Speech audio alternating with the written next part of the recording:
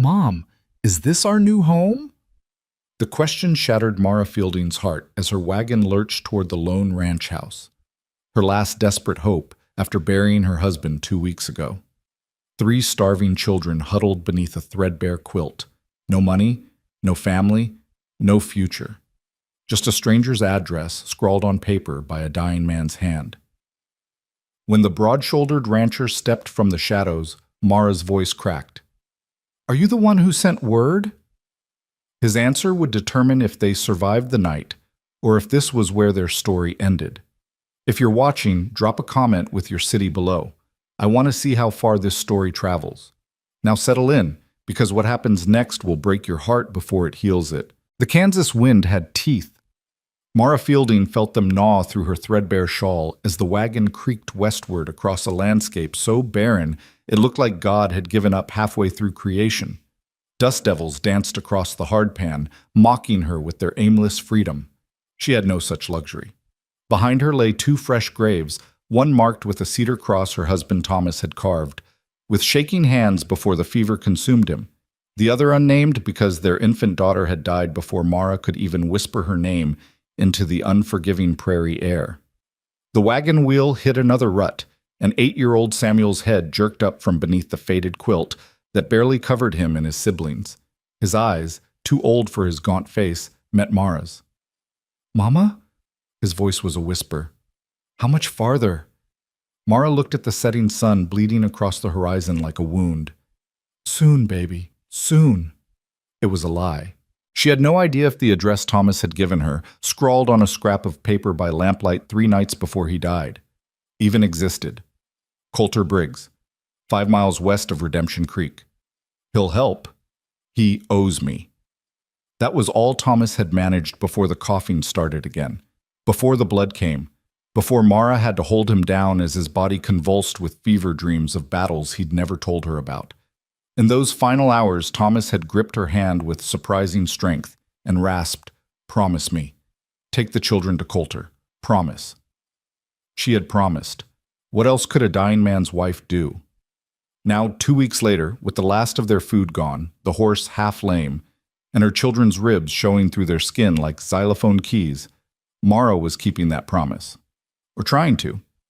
If the horse didn't collapse first, if the wagon's cracked axle held, if this Coulter Briggs actually existed and wasn't just another fever dream from a dying man's broken mind. 6-year-old James whimpered beneath the quilt, and Mara's heart cracked a little more. He hadn't spoken since they buried Thomas, just whimpered and clung to his older brother like Samuel was the last solid thing in a dissolving world. "Hush now, Jamie," Samuel murmured, wrapping his thin arms around his little brother. "Mama's going to get us somewhere safe." Mara's throat tightened. Samuel shouldn't have to comfort anyone. He should be playing, laughing, being 8. Instead, he'd helped dig his father's grave with hands too small for the shovel, had stood stone-faced as Mara said words over dirt that couldn't possibly hold all the man Thomas had been. 4-year-old Lily stirred, her small hand clutching a corn-husk doll that had seen better years. "Hungry, Mama." "I know, sweetheart." Mara's voice cracked. "Just a little longer." The horse, a mare they'd named Clementine back when naming things still felt like an act of hope rather than futility, stumbled. Mara's heart lurched. If Clementine went down, they were finished. She couldn't carry 3 children across this wasteland. The wagon held everything they owned, which wasn't much. 2 quilts, a cast-iron pot, Thomas's rifle with 4 bullets, a Bible with the family names written in the front, and the clothes on their backs. "Come on, girl," Mara whispered, more prayer than command. "Just a little farther, please." The landscape offered no comfort. Scrub grass stretched in every direction, broken only by the occasional stunted tree that looked like it had given up on growing tall and settled for just surviving. In the distance, a windmill's blades turned slowly against the darkening sky. The first sign of human habitation Mara had seen in 2 days. Her pulse quickened. Please, God, please let this be it. The road, if you could call 2 wagon ruts a road, curved toward the windmill. As they drew closer, Mara made out the shape of a ranch house, small and weathered, but solid. A barn stood behind it, and a chicken coop, and what looked like a small corral. Smoke rose from the chimney in a thin gray line. Someone lived here. Someone was home. Mara's hands trembled on the reins. What if this Coulter Briggs didn't remember Thomas? What if he refused to help? What if... The front door opened and a man stepped onto the porch. Even in the fading light, Mara could see he was big, broad-shouldered and tall, with the kind of physical presence that suggested he'd spent his life wrestling with land and weather and whatever else the frontier threw at him. He stood completely still, watching the wagon approach, and Mara couldn't read his expression. Clementine stopped 20 feet from the porch without being told. Maybe she sensed they'd reached the end, or maybe she just didn't have another step in her. For a long moment, nobody moved. The wind rattled through the scrub grass. The windmill creaked. Somewhere, a chicken clucked. Then the man spoke. His voice was rough, like gravel under wagon wheels, but not unkind. That wagon's not going another mile. Mara's hands tightened on the reins. Her throat was so dry she could barely form words. Are you Coulter Briggs? The man stepped off the porch, moving closer. In the better light, Mara saw his face, weathered and angular, with eyes that looked like they'd seen too much and spoken too little about it. Maybe 40, maybe older. A scar ran from his left eyebrow into his hairline. I am. His gaze shifted to the wagon, to the shapes huddled beneath the quilt, then back to Mara. And you must be Thomas Fielding's widow. Mara's breath caught. You got word? Letter came 3 weeks back. Coulter's expression didn't change, but something in his voice softened. From Doc Hendricks in Millbrook. Said Thomas was dying. Said his wife and children would be coming west. Said I should... He paused, jaw working. Said I owed him a debt. I didn't know if... Mara's voice broke. She pressed her fist against her mouth, fighting for control. She couldn't fall apart. Not now. Not in front of the children. Coulter Briggs studied her for a long moment, and Mara felt the weight of his assessment. She knew what he saw. A woman at the end of a rope, dirty and desperate, with 3 half-starved children and nothing to offer but trouble. Then he looked past her to the wagon. Those children eaten today? Mara shook her head. Yesterday? Another shake. Coulter's jaw tightened. Without another word, he moved to Clementine's head and took her bridle. Come on, old girl, just a few more steps. He led the horse toward the barn with surprising gentleness, and the wagon rolled forward. Mara sat frozen, not quite believing this was happening. Behind her, she heard Samuel whisper, Mama? Who is that man? A friend, Mara managed. A friend of your father's. Lily peeked out from under the quilt, her huge eyes taking in the ranch house, the barn, the stranger leading their horse. Is this our new home? The question hit Mara like a physical blow. She opened her mouth, but no sound came out. What could she say? This wasn't their home. This was a stranger's ranch, and they were charity cases at best, burdens at worst. Coulter secured Clementine to a post and turned back to them. His eyes found Lily's small face, and for a second something flickered across his features, pain or memory or both. You're safe here, he said simply. It wasn't an answer to Lily's question, but it was enough. Mara felt something inside her chest, some band of tension she'd been holding for weeks, loosen just slightly. Coulter walked to the wagon's side and looked up at Mara. Up close she could see the lines around his eyes, the silver threading through his dark hair. Can you walk, ma'am? I can. Mara's pride bristled. She might be desperate, but she wasn't helpless. Wasn't meant as insult. Coulter's tone was level. Seen people near the end before. Sometimes they don't realize how far gone they are till they try to stand. He was right. When Mara climbed down from the wagon seat, her legs nearly buckled. Coulter's hand shot out, steadying her with a grip that was firm but not rough. Easy now. Mara gritted her teeth and found her balance. Thank you. Coulter nodded and turned his attention to the wagon bed. Samuel was already climbing out, protective arm around James. The boy met Coulter's gaze with a wariness that made Mara's heart ache. Samuel had learned not to trust strangers. They all had. You must be Samuel, Coulter said. Your pa wrote about you. Said you were steady in a storm. Samuel's eyes widened. Pa talked about me? He did. Coulter reached into the wagon and lifted James out with careful hands. The 6-year-old stiffened but didn't cry out. "And you're James. Thomas said you had a gift with animals." James looked at Coulter with something like wonder, and Mara's throat tightened. Thomas had been so proud of the way James could calm spooked horses, how he'd spend hours watching birds and squirrels, learning their patterns. But that James, the curious, gentle James, had disappeared into silence when Thomas died. Finally, Coulter reached for Lily. The little girl clutched her corn-husk doll but let herself be lifted. "And you're Lily. Your pa said you were brave as a badger." "What's a badger?" Lily whispered. "Small thing with a lot of fight." The corner of Coulter's mouth twitched. "Fierce. Like Mama," Lily said seriously. Coulter glanced at Mara, and for the first time she saw something like approval in his eyes. "Yeah, like your mama." He set Lily down and looked at the 3 children standing in the dust, dirty, hungry, scared. Orphaned in every way that mattered, even though Mara still lived. "All right," he said. "Let's get you inside and fed. Questions can wait." The ranch house was small, one main room with a kitchen area, a table, 2 chairs, and a fireplace. A bedroom opened off to the right, and Mara glimpsed a simple bed through the doorway. The place was clean but sparse, with the lived-in quality of a man who owned only what he needed and needed only what he used. "Sit," Coulter said, gesturing to the table. Mara herded the children into the chairs while she remained standing, unsure of her place in this stranger's home. Coulter moved around the kitchen with economical efficiency, stoking the fire, pulling out a pot, slicing bread from a loaf that looked fresh. Within minutes, the smell of beans and salt pork filled the air, and Mara's stomach clenched with hunger so sharp it was painful. Lily whimpered, and Samuel put his hand over hers. "Soon," he whispered. "Mama said soon." Coulter heard. His shoulders tensed, but he didn't turn around. He just worked faster. When he finally placed bowls in front of the children, beans thick with meat, bread slathered in butter, they stared like they'd forgotten what food looked like. Samuel glanced at Mara, asking permission with his eyes. "Go ahead, baby," Mara said softly.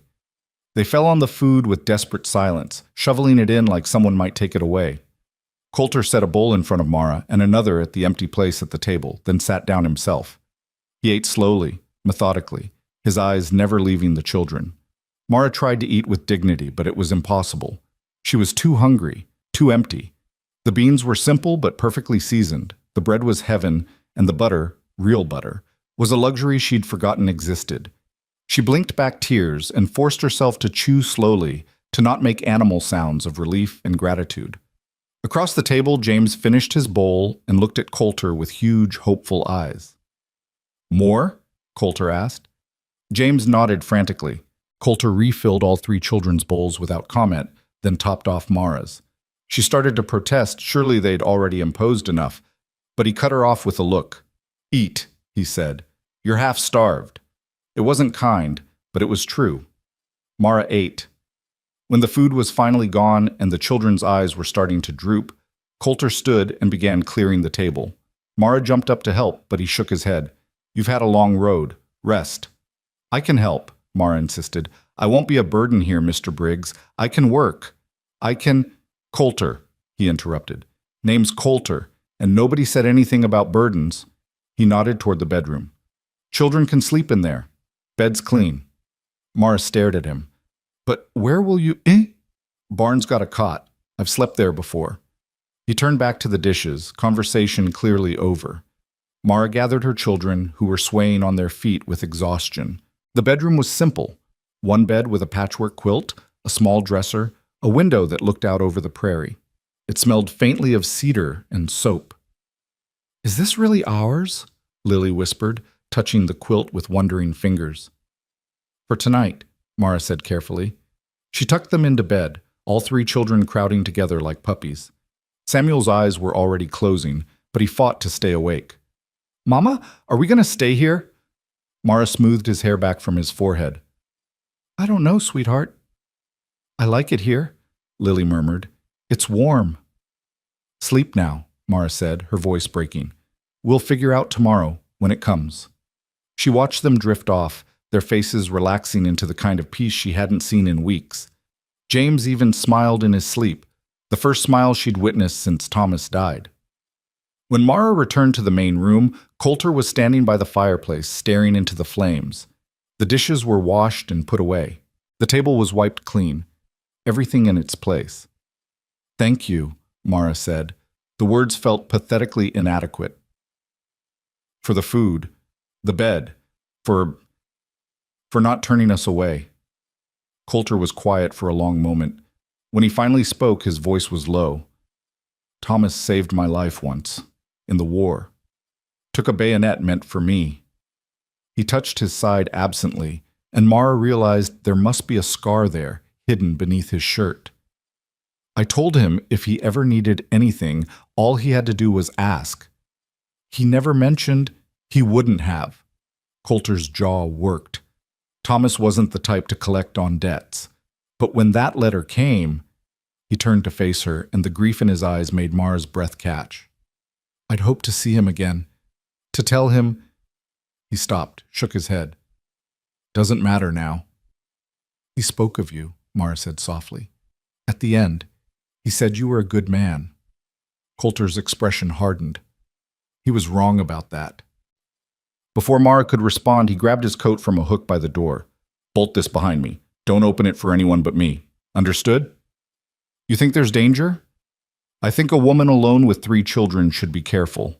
He pulled on the coat. "I'll check on the horse and settle in for the night. If you need anything, ring the bell by the door. I'll hear it."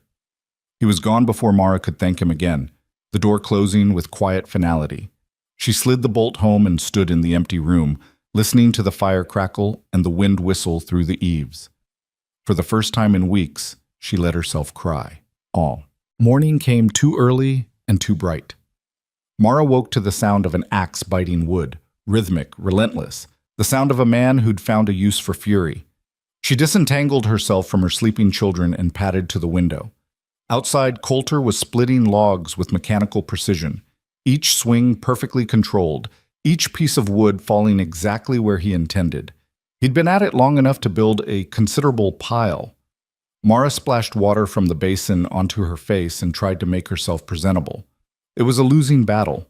Her dress was filthy, her hair a tangled mess, and she had dark circles under her eyes that no amount of cold water could erase. But she was alive, and her children were fed and warm, and that would have to be enough. The children were still sleeping, so Mara slipped outside quietly. The morning air was crisp and clean, and the sky was the kind of blue that made you believe in second chances. The ranch looked different in daylight, still sparse, still isolated, but somehow less forbidding. The barn was weathered, but solid. The chicken coop was well maintained, and the windmill turned with steady purpose. Coulter saw her coming and buried the axe in the chopping block. He was sweating despite the cool air, his shirt sticking to his shoulders. "Children still sleeping?" "Yes." Mara clasped her hands in front of her, suddenly uncertain. "I wanted to thank you again, and to ask what you expect from us." Coulter reached for a canteen and took a long drink. "Expect?" "We can't stay here forever as charity cases," Mara said. "I'm willing to work. I can cook, clean, mend. I can help with the animals, the garden if you have one. Samuel's strong for his age, and Mrs. Fielding—" "Mara," she interrupted. "If we're going to be living under your roof, even temporarily, you should call me Mara." Coulter studied her with those unreadable eyes. "Mara," he said carefully, "you just buried your husband 2 weeks ago. Your children are half starved. You don't need to prove your worth to me." "Then what do you want?" The question came out sharper than she intended. "Everyone wants something, Mr. Briggs, Coulter. Nobody helps strangers out of pure goodness." "Thomas wasn't a stranger." "Thomas is dead." Mara's voice cracked on the word. "And his debt died with him. So tell me plainly, what do you want from us? Because I won't have my children raised on uncertain charity, never knowing when the hammer's going to fall." Coulter set down the canteen. When he spoke, his voice was surprisingly gentle. "Your husband saved my life, Mara. He took a wound that should have killed him, and he survived it long enough to get me to a field hospital. I've carried that debt for 15 years. Now he's gone, and I can't repay him. But I can make sure his children have a roof over their heads and food in their bellies." He paused. "That's all I want, to balance the scales." Mara wanted to believe him. God, she wanted to. But hope was a dangerous thing for a widow with 3 children and nowhere else to go. For how long? She asked. Long as you need. And if I can't work? If I can't contribute, then you rest until you can. Coulter's jaw set. I'm not looking for a servant, Mara, or a... He stopped, seemed to reconsider his words. This is a working ranch. There's always more to do than one person can handle. If you want to help, I won't refuse, but it's not a condition of staying. Before Mara could respond, the ranch house door opened and Lily appeared, corn-husk doll clutched to her chest. She looked tiny in the doorway, her blonde hair a wild tangle around her face. Mama? She called nervously. I'm here, baby. Mara hurried toward her daughter, but Lily was already moving toward Coulter, drawn by some instinct Mara couldn't name. The little girl stopped a few feet from the big rancher and looked up at him solemnly. Good morning, Mr. Coulter. Coulter crouched down to her level. Morning, Miss Lily. You sleep all right? Lily nodded, then held up her doll. This is Daisy. She was hungry. Was she now? Coulter's expression softened in a way Mara hadn't seen before. Well, we can't have that. Think she'd like some breakfast? Yes, please. Coulter stood and offered his hand. After a moment's hesitation, Lily took it. Mara watched, throat tight, as her daughter, who'd been terrified of strangers for weeks, walked hand in hand with Coulter Briggs toward the house like it was the most natural thing in the world. Samuel appeared in the doorway next, with James right behind him. The boys watched their sister with wide eyes. It's all right, Mara called. Come on down. We're having breakfast. The meal was simpler than the night before. Porridge with molasses, milk from Coulter's cow. But the children ate with slightly better manners this time, their desperate hunger eased by knowing there would be more. Coulter sat at the head of the table, quiet and watchful, and Mara realized he was learning them, studying how they interacted, what they needed, who they were beneath the fear and grief. Samuel, Coulter said suddenly, you know your way around horses? The boy looked up, surprised to be addressed directly. Some, sir. Pa taught me to brush them and check their hooves. Your mama's mare needs tending. Thought you might help me with that after breakfast. Pride flickered across Samuel's face, the first Mara had seen in weeks. Yes, sir. I can do that. James, Coulter continued, chickens need feeding. Think you can handle that? James didn't speak, but he nodded eagerly. And Miss Lily, Coulter turned to the little girl. I've got a garden that's getting overgrown. Could use someone to pull weeds, but it's important work. Garden won't grow right if the weeds take over. Think you're up for it? Lily straightened in her chair. I can pull weeds, Mr. Coulter. Good. Coulter's eyes finally landed on Mara. That leave you free to rest, or if you're determined to work, I've got mending that's piled up for months. It was brilliantly done, Mara realized. He'd given the children purpose, made them feel useful instead of burdensome, while giving her the choice to rest or work as she saw fit. No demands, no obligations stated outright, just an invitation to be part of something. I'll take the mending, Mara said softly. Thank you. After breakfast, they scattered to their tasks. Coulter took Samuel to the barn to work on Clementine, and Mara watched through the window as the man showed her son how to properly wrap a horse's injured leg. Samuel listened with intense concentration, asking questions that Coulter answered with patience. Mara hadn't expected from such a stern-faced man. James took to the chickens immediately, scattering feed with careful precision and talking to the birds in a whisper Mara couldn't quite hear. The chickens, sensing a kindred gentle spirit, clucked around his feet without fear. Lily attacked the garden weeds with fierce determination, yanking them up and piling them in a heap that grew steadily larger. Occasionally she'd hold up a particularly large weed for approval, and Coulter would nod seriously and say, That's good work, Miss Lily. Keep it up. And Mara sat by the window with a basket of mending, shirts with torn elbows, socks with holes, a pair of work pants with a split seam, and felt something inside her chest begin to unknot. Her hands knew this work. She'd been mending Thomas's clothes for years, darning and patching and making do with what they had. The rhythm of needle and thread was meditative, familiar, safe. For the first time since Thomas died, Mara allowed herself to imagine a future that didn't involve constant terror. Maybe they could stay here for a month, maybe 2. Long enough for the children to recover their strength, for her to figure out what came next. Maybe she could find work in the nearest town, save up enough for... A shadow fell across her work. Mara looked up to find Coulter standing in the doorway, hat in hand. Wanted to check if you needed anything. We're fine. Mara set down her mending. Coulter, I need to ask you something. All right. When you said we could stay as long as we needed, she hesitated, choosing her words carefully. Did you mean days? Weeks? Coulter was quiet for a long moment. Finally, he said, I meant what I said. Long as you need. But practically speaking, Mara, he cut her off gently. I don't know what you're planning for the future. Maybe you've got family somewhere, friends who can take you in. Maybe you're planning to head to a city, find work. That's your business, and I won't pry. But while you're here, you're safe.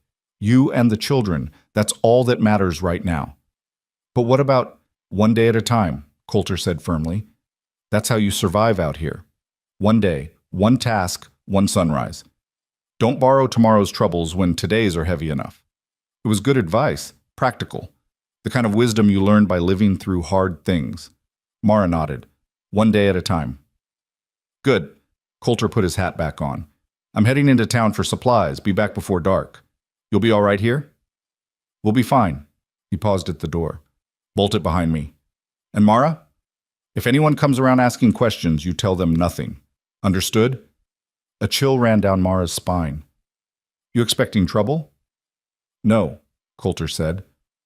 But I don't take chances with women and children. He was gone before she could ask what he meant.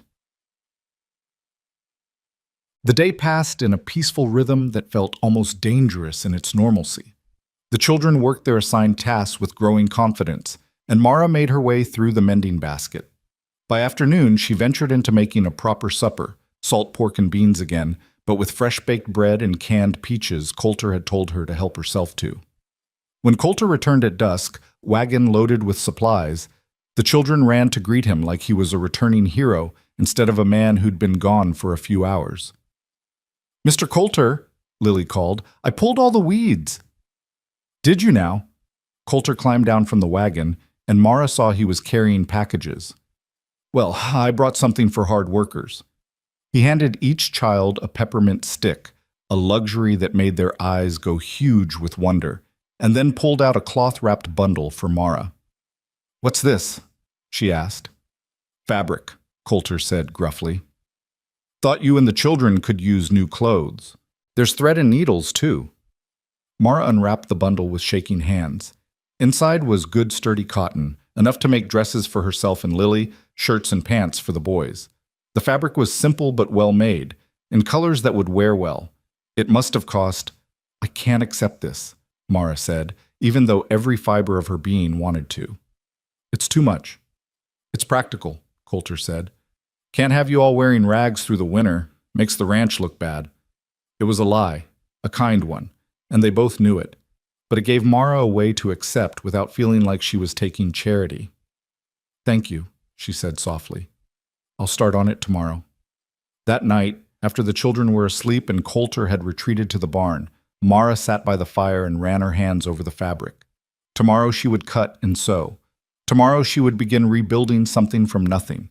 Tomorrow, and the day after, and the day after that. One day at a time. Outside, the wind whispered across the prairie, and for the first time in weeks, it didn't sound like a threat. It sounded like a promise. The days began to blur together in a way that felt like healing. Mara woke each morning to the sound of Coulter chopping wood or tending the animals, his movements precise and purposeful in the pre-dawn darkness. She'd rise quietly, careful not to wake the children, and start the fire, put coffee on to boil, begin the day's bread.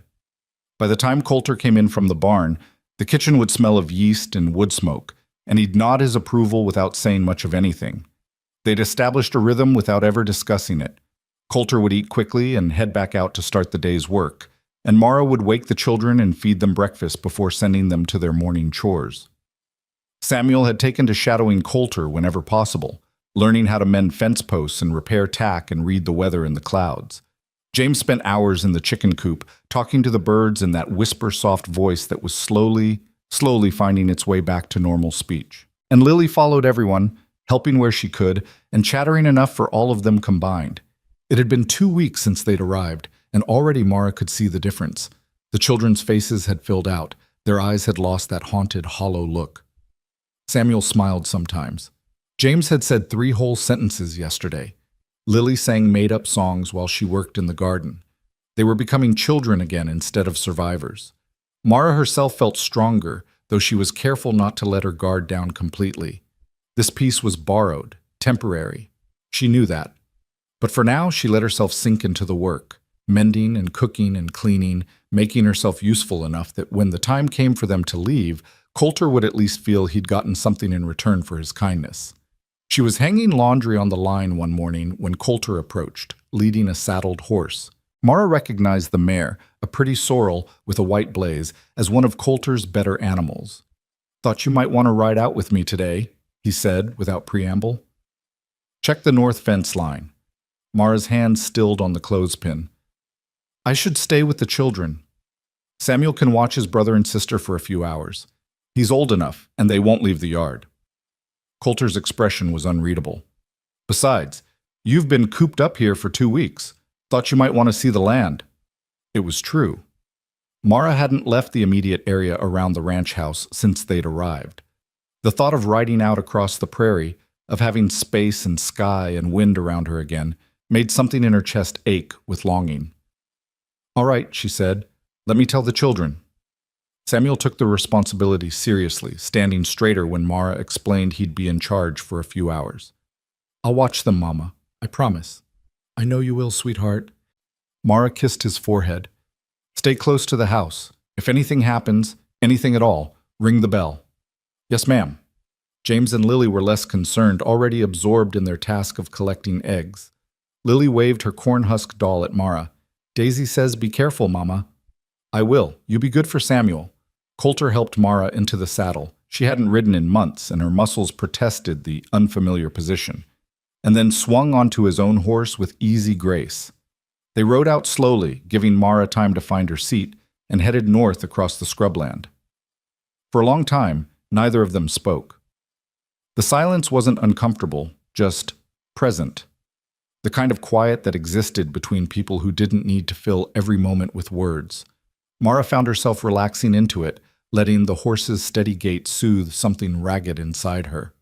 The land rolled away in gentle swells, covered in buffalo grass and sage. Here and there, clusters of wildflowers added splashes of color, purple asters and yellow black-eyed Susans and tiny white prairie stars.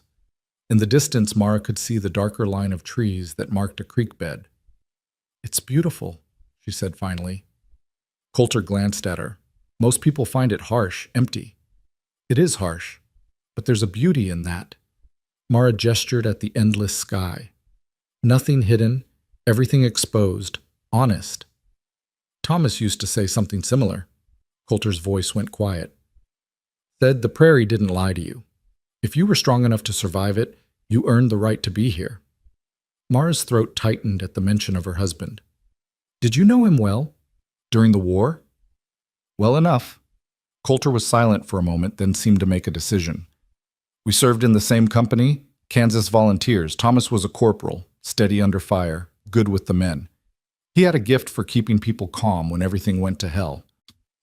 "He never talked about the war much," Mara said. "Just pieces. When the nightmares were bad." "Most men don't." Coulter's jaw worked. "Not the ones who saw the worst of it." They rode on, and Mara found herself asking the question that had haunted her since Thomas's feverish confession. "The bayonet. When he took the wound for you? What happened?" Coulter's hands tightened on the reins. For a moment, Mara thought he wouldn't answer. Then he said, "Shiloh. Second day. We were holding a position in a peach orchard, and the rebels came through like demons. I got separated from my unit, took a rifle butt to the head. Went down hard." He touched the scar on his forehead, absently. "Came to with a Reb standing over me, bayonet raised. I was done. Knew it. Then Thomas came out of nowhere, tackled the man, took the bayonet in the ribs instead of me taking it in the throat." Mara's breath caught. "He never said it was that close." "He wouldn't have." Coulter's voice was rough. "Thomas carried me back to our lines while bleeding from a sucking chest wound. Shouldn't have survived. But he did because he was too damn stubborn to die on a battlefield. Spent 3 months in a hospital tent, then went right back to the company." He paused. He saved 6 other men before the war ended. Did you know that? Mara shook her head, unable to speak. Your husband was a hero, Mara, a real one. Not the kind they write about in newspapers, but the kind that matters, the kind who saves people because it's the right thing to do, not for glory. Coulter met her eyes. That's the debt I owe, and why I'll never turn you or those children away. Ever. The weight of his words settled over Mara like a blanket, heavy but not suffocating, comforting almost. For the first time since Thomas died, she felt like someone understood the magnitude of what she'd lost. Not just a husband, but a man who'd been extraordinary in quiet, uncelebrated ways. Thank you, she whispered, for telling me. Coulter just nodded and urged his horse forward. They rode on in silence until they reached the fence line, a sturdy construction of posts and wire that stretched east and west as far as Mara could see. This is the northern boundary, Coulter said, dismounting. Marks my land from the open range. Needs checking regular. Cattle from the neighboring ranches sometimes push through, and the wire breaks in bad weather. He walked the fence line slowly, testing posts and examining wire connections while Mara watched from horseback. It was methodical work, the kind that required patience and attention to detail. The kind of work, Mara realized, that suited Coulter's temperament perfectly. How long have you had this ranch? She asked. Bought it 8 years ago, after I mustered out and spent a few years drifting. Coulter knelt to examine a loose post. Needed something to do with my hands, somewhere to be that wasn't... He trailed off. Haunted? Mara supplied softly. Coulter glanced up at her, and something in his expression shifted. Yeah, haunted. Does it work? The ranch, I mean. Does it keep the ghosts away? Sometimes. He straightened, dusting off his hands. When the work's hard enough and I'm tired enough. Other times, he shrugged. Nothing keeps them away. You just learn to live with them. Mara understood that too well. The ghost of Thomas followed her everywhere, in the way Samuel tilted his head when he was thinking, in James's gentle hands, in Lily's fearless questions. She saw him in every memory, heard him in every silence. I dream about him, she said suddenly, almost every night. Sometimes they're good dreams. Us when we were young, before the farm failed, before the sickness. But mostly, they're the end. Him dying, me helpless. Coulter was quiet for a long moment. Then he said, I dream about Shiloh, about the men I couldn't save, about Thomas taking that bayonet. He met her eyes. Guilt's a heavy load, Mara. But it's not the same as responsibility. What happened to Thomas, the fever, the dying, that wasn't your fault. I know that here. Mara touched her head. But here... She pressed a hand to her chest. Here I keep thinking if I'd been stronger, smarter, better somehow, I could have saved him. No. Coulter's voice was firm. I've seen men die from fevers like that. Seen strong men, young men, men with every advantage. Once it gets in deep, there's no fighting it. You did everything you could, and Thomas knew that. The certainty in his voice broke something loose in Mara's chest. She turned away, blinking hard against the tears that threatened. She'd held herself together for so long, for the children, for survival, that she'd forgotten what it felt like to let someone else carry the weight, even for a moment. I'm sorry, she managed. I don't usually... Don't apologize. Coulter swung back into his saddle. Grief doesn't run on a schedule. It comes when it comes. They rode back slowly, and Mara found herself telling him things she hadn't told anyone. About the early days with Thomas, when they'd been young and foolish and convinced love could conquer anything. About the farm they'd tried to build, and how drought and debt had slowly strangled their dreams. About watching Thomas grow quieter, harder, as the weight of failure pressed down on him. He was a good father, she said. Even when everything else was falling apart, he was good to the children, patient, kind. He taught Samuel to read using the Bible. He carved James a whole barnyard of wooden animals. He'd spend hours braiding Lily's hair even though his hands were too big for the work. Sounds like him, Coulter said. Thomas always had time for what mattered. When they crested the final rise and saw the ranch spread out below, the house, the barn, the windmill turning in the afternoon sun, Mara felt a strange tug in her chest. It looked like home. Not hers, but home nonetheless. Home. The children spotted them and came running, Lily in the lead with her dress flying and Samuel trying to look dignified while clearly wanting to run too. Even James hurried forward, a rare smile on his face. "Mama!" Lily threw herself at Mara as soon as she dismounted. "We collected 12 eggs, and James saw a hawk."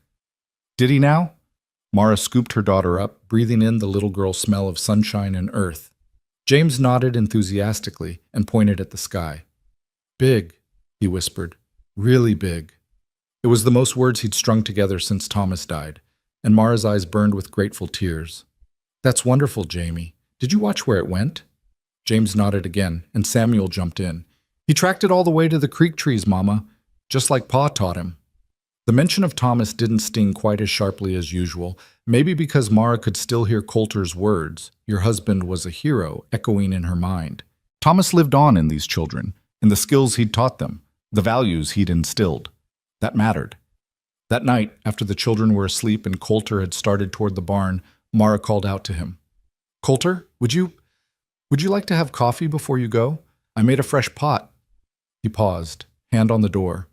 For a moment she thought he'd refuse. Then he nodded and came back to the table. They sat across from each other, cradling tin cups of strong black coffee, and talked about small things, the fence repairs needed, the garden's progress, Samuel's aptitude for ranch work. Easy conversation that felt less lonely than the silence Mara had grown accustomed to. "He's a good boy," Coulter said. "Samuel, smart, pays attention." "He's had to grow up too fast," Mara said. "They all have." "Maybe, but that's not always a bad thing. My pa used to say hard times either break you or make you. Those children aren't breaking." Mara smiled despite herself. "No, they're not." Coulter finished his coffee and stood. "Thank you for this. The coffee, I mean." "It's your coffee," Mara pointed out. "You made it. That's different." He headed for the door, then paused. "Mara, you did good today. Writing out, talking. I know it wasn't easy." "It helped," she admitted. "Thank you." After he'd gone, Mara sat alone in the firelight and let herself acknowledge what she'd been avoiding for days. She didn't want to leave. This ranch, this life, this quiet routine, it felt right in a way nothing had since Thomas got sick. The children were thriving. She was sleeping through the night for the first time in months. And Coulter was steady, reliable, safe. But safety wasn't the same as belonging, and Mara knew better than to confuse hospitality with permanence. Eventually, she'd need to make a plan. Find a town where she could work, maybe as a laundress or a cook. Save enough to rent a room. Build something sustainable for her and the children. Eventually. But not yet. Not while the children still needed this peace, this healing. Not while Mara herself was still learning how to breathe without Thomas. One day at a time, she reminded herself, just like Coulter said. One day at a time. The weeks rolled on, marked by small changes. Samuel grew another inch and started wearing one of Coulter's old hats. James began talking in full sentences again, usually to the chickens, but sometimes to people too. Lily's laughter became a constant soundtrack to the ranch, bright and unrestrained. And Mara sewed. She made the children new clothes from the fabric Coulter had bought. Sturdy pants and shirts for the boys, a practical dress for Lily with room to grow. She made herself 2 dresses, simple but well-fitted, that didn't hang on her frame like a scarecrow's rags. She even, shyly, offered to make Coulter new shirts to replace the ones she'd mended multiple times. "You don't have to," he said. "I want to," Mara replied. "You've given us so much. Let me give something back." So she measured him, trying not to notice the breadth of his shoulders or the lean strength in his arms, and cut and sewed 2 work shirts in sturdy blue cotton. When she presented them to him, carefully folded, Coulter held them like they were made of gold. "These are fine work," he said quietly. "They're just shirts." "No," he met her eyes. "They're more than that." Mara didn't know what to say to that, so she just nodded and went back to her mending.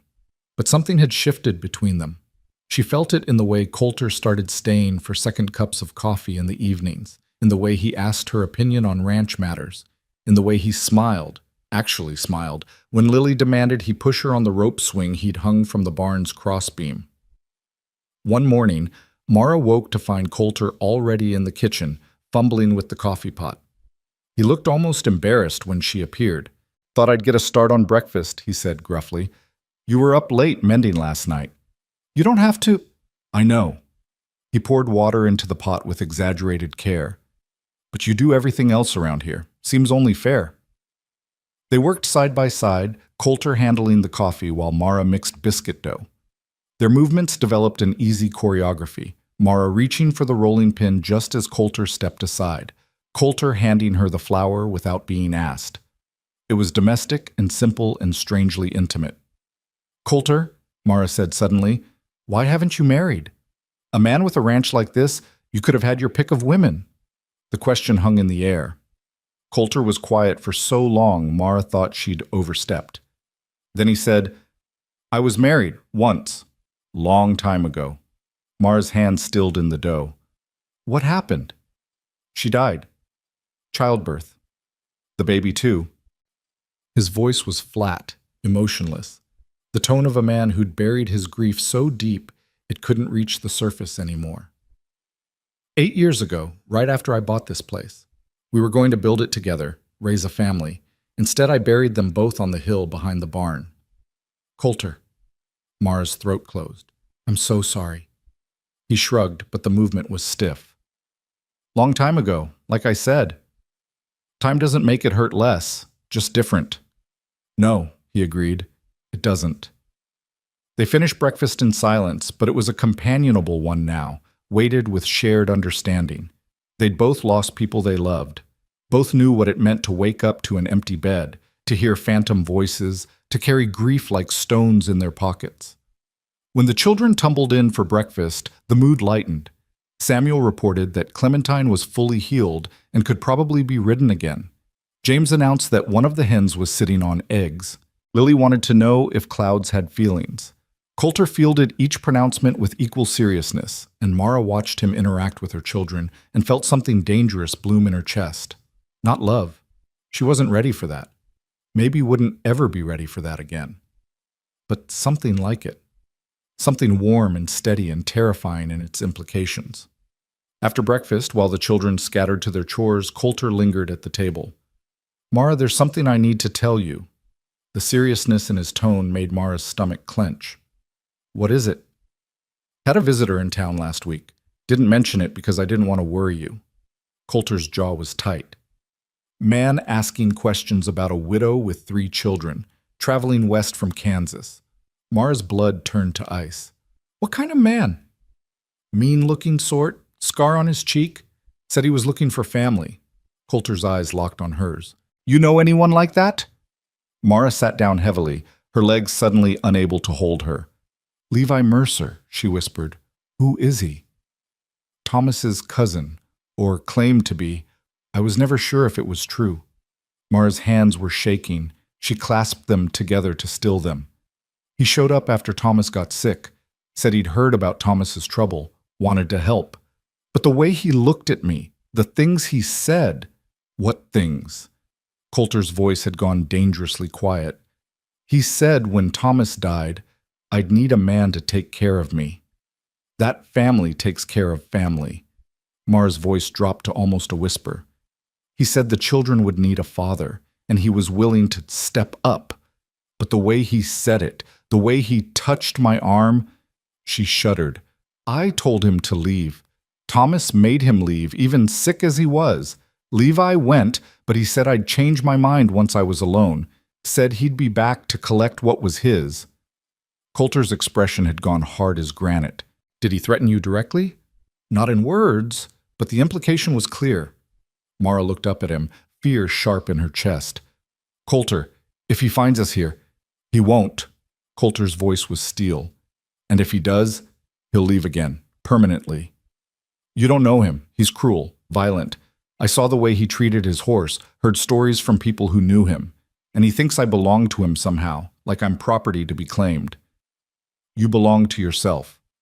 Coulter stood, and there was something in his posture that reminded Mara he'd been a soldier, that he'd killed men and watched men die. And to those children, nobody else. "But what if—" "Mara." Coulter knelt beside her chair so they were eye to eye. I made a promise to Thomas to keep you safe. That means from weather, from hunger, and from men who think they can take what's not theirs." His voice gentled slightly. "You're under my protection now. Levi Mercer shows his face here. He'll learn what that means." Mara wanted to believe him, wanted to trust that this ranch, this man, could stand between her and the darkness she'd been running from. But hope was a luxury she'd learned to ration carefully. "What did you tell the man in town? The one asking questions?" "Told him I hadn't seen any widow matching that description. Told him most travelers head straight through to Denver or Santa Fe, don't stop at small ranches." Coulter's mouth twitched. "Also mentioned that strangers asking questions tend to find more trouble than answers out here, and maybe he should move along." "Did he?" "He did, but that doesn't mean he won't come back." Coulter stood. "Which is why I'm going to teach you to shoot." Mara blinked. "What?" "The rifle. Thomas's rifle. You know how to use it?" "I've shot tin cans a few times, but then you need practice. A woman out here should know how to defend herself and her children." Coulter headed for the door. "Get the rifle. We'll start today." Over the next week, Mara learned to shoot. Coulter set up targets behind the barn, old cans and bottles lined up on fence posts, and showed her how to load, aim, and fire without flinching. Her first attempts were terrible, the rifle's kick bruising her shoulder, her shots going wild. But Coulter was patient, adjusting her stance, teaching her to breathe, to squeeze the trigger instead of jerking it. Samuel begged to learn too, and after some consideration, Coulter agreed. Father and son, not really, but close enough, stood side by side, learning to hit targets while Mara watched with a mixture of pride and fear. "He's good," Coulter said after Samuel managed to hit 3 cans in a row. "Natural eye." "Thomas taught him the basics," Mara said, "before he got sick. Thomas taught him right." Coulter handed the rifle back to Samuel. "Try the bottles now. Smaller targets." By the end of the week, Mara could hit a can at 30 yards more often than not, and Samuel was even better. It didn't make Mara feel completely safe. Nothing could, but it helped. At least if Levi Mercer came, she wouldn't be completely defenseless. But the days passed without incident. The shooting lessons became part of the routine, along with all the other work. Mara found herself falling into the rhythm of ranch life so completely that she sometimes forgot this wasn't permanent. That she and the children were guests, not family. That this wasn't home, even though it felt like it. One evening, Coulter stayed for coffee and ended up staying for supper too. They sat around the table, Mara, Coulter, and the 3 children, and it felt so natural, so right, that Mara had to look away before the tears came. This is what we could have been, she thought. Thomas, the children, me, sitting around a table, safe and fed and whole. But Thomas was gone, and this table belonged to another man, and Mara was fooling herself if she thought otherwise. After the children went to bed, Mara and Coulter sat by the fire, nursing coffee in comfortable silence. Finally, Coulter spoke. "You're good at this, you know. The ranch work, the children, all of it." Mara looked at him in surprise. "I'm just doing what needs doing." "No, you're doing more than that." Coulter stared into his cup. "This place feels different with you here. Feels alive again." The words hung between them, heavy with meaning Mara wasn't sure she was ready to examine.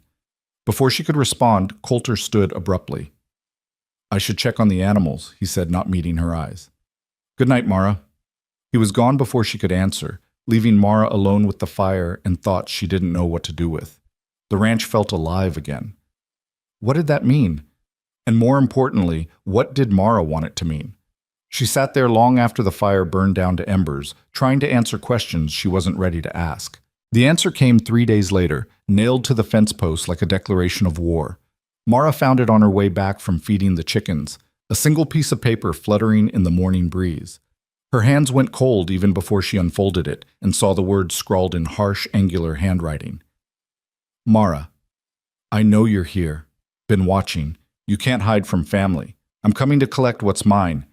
3 days. Be ready. Levi." The paper slipped from Mara's fingers and tumbled across the dusty yard. Her vision narrowed to a pinpoint, her breath coming in short, panicked gasps. He'd been watching. How long? How many days had she felt safe while Levi Mercer lurked somewhere in the scrubland, biding his time? Mama? Mara spun to find Samuel standing in the barn doorway, concern etched across his young face. She tried to school her expression into something that wouldn't terrify him, but her hands were shaking too badly to hide. Get Coulter, she managed, right now. Samuel took one look at her face and ran. Coulter appeared within minutes, striding across the yard with Samuel trailing behind. He took in Mara's pale face, the scattered paper, and his jaw went tight. Without a word, he retrieved the note and read it, his expression growing darker with each word. Samuel, he said quietly, not taking his eyes off the paper, take your brother and sister inside. Stay there until your mama or I come get you. But now, son. Something in Coulter's tone made Samuel obey without further argument. The boy disappeared into the house, and Mara heard him calling for James and Lily in a voice that tried to sound calm but didn't quite succeed. Coulter crumpled the note in his fist. How long were you out here alone? Just a few minutes. I came to feed the chickens and... Mara's voice broke. Coulter, he's been watching us. Watching the children. For how long? Days? Weeks? Doesn't matter. Coulter's voice was hard as iron. What matters is he's not taking you anywhere. You don't understand. Levi's not like other men. He's cruel, and he's patient, and he thinks I'm his property because Thomas is dead, and... Mara wrapped her arms around herself, trying to stop the shaking. I can't let him near the children. I won't. I'll leave. Tonight. We'll go somewhere he can't find us. No. Coulter caught her arm, not roughly but firmly enough to make her meet his eyes. Running won't solve this. Men like Levi Mercer, they're hunters. You run, you become prey. He'll track you down, and next time there won't be anyone to stand between you. So what do you suggest? We just wait for him to come and we prepare. Coulter released her arm and started toward the barn. And when he comes, we make sure he understands that you're under my protection, that this ranch is my land and he's trespassing. Mara hurried after him. Protection won't be enough. Not for Levi. He'll see it as a challenge. Good. Coulter pulled down his rifle from its rack, checking the chamber with practiced efficiency. Let him challenge. I didn't survive Shiloh by backing down from fights. This isn't a battlefield, Coulter. There are no rules out here. Exactly. Coulter looked at her, and Mara saw something in his eyes that made her breath catch. Not anger, but cold, focused determination. The look of a man who'd made a decision and wouldn't be swayed from it. Which means I'm not bound by rules either. Levi Mercer wants a fight. He'll get one. But he won't win. Despite her fear, Mara felt a flicker of something else. Hope, maybe. Or trust. This man, this quiet, steady rancher, was willing to stand between her children and danger. Was willing to risk himself for a promise made to a dead friend. Why? She whispered. Why would you do this? We're nothing to you. Strangers who showed up on your doorstep. Coulter set down the rifle and turned to face her fully. You're not strangers. Not anymore. And even if you were... He paused, seeming to choose his words carefully. I told you before, this ranch felt dead until you came. Like I was just going through motions, waiting for something I couldn't name. But these past weeks, with you and the children here, with voices in the house and laughter in the yard... He stopped, jaw working. I'm not letting anyone take that away. Not from you, not from them, and not from me. The admission hung between them, raw and honest. Mara's heart hammered against her ribs. She wanted to say something, but the words tangled in her throat. Before she could untangle them, Lily's voice called from the house. Mama, Samuel says we have to stay inside. Why? Coulter and Mara exchanged glances. We need to tell them something, Mara said. They're not stupid. They'll know something's wrong. Tell them the truth, Coulter said. Not all of it, but enough.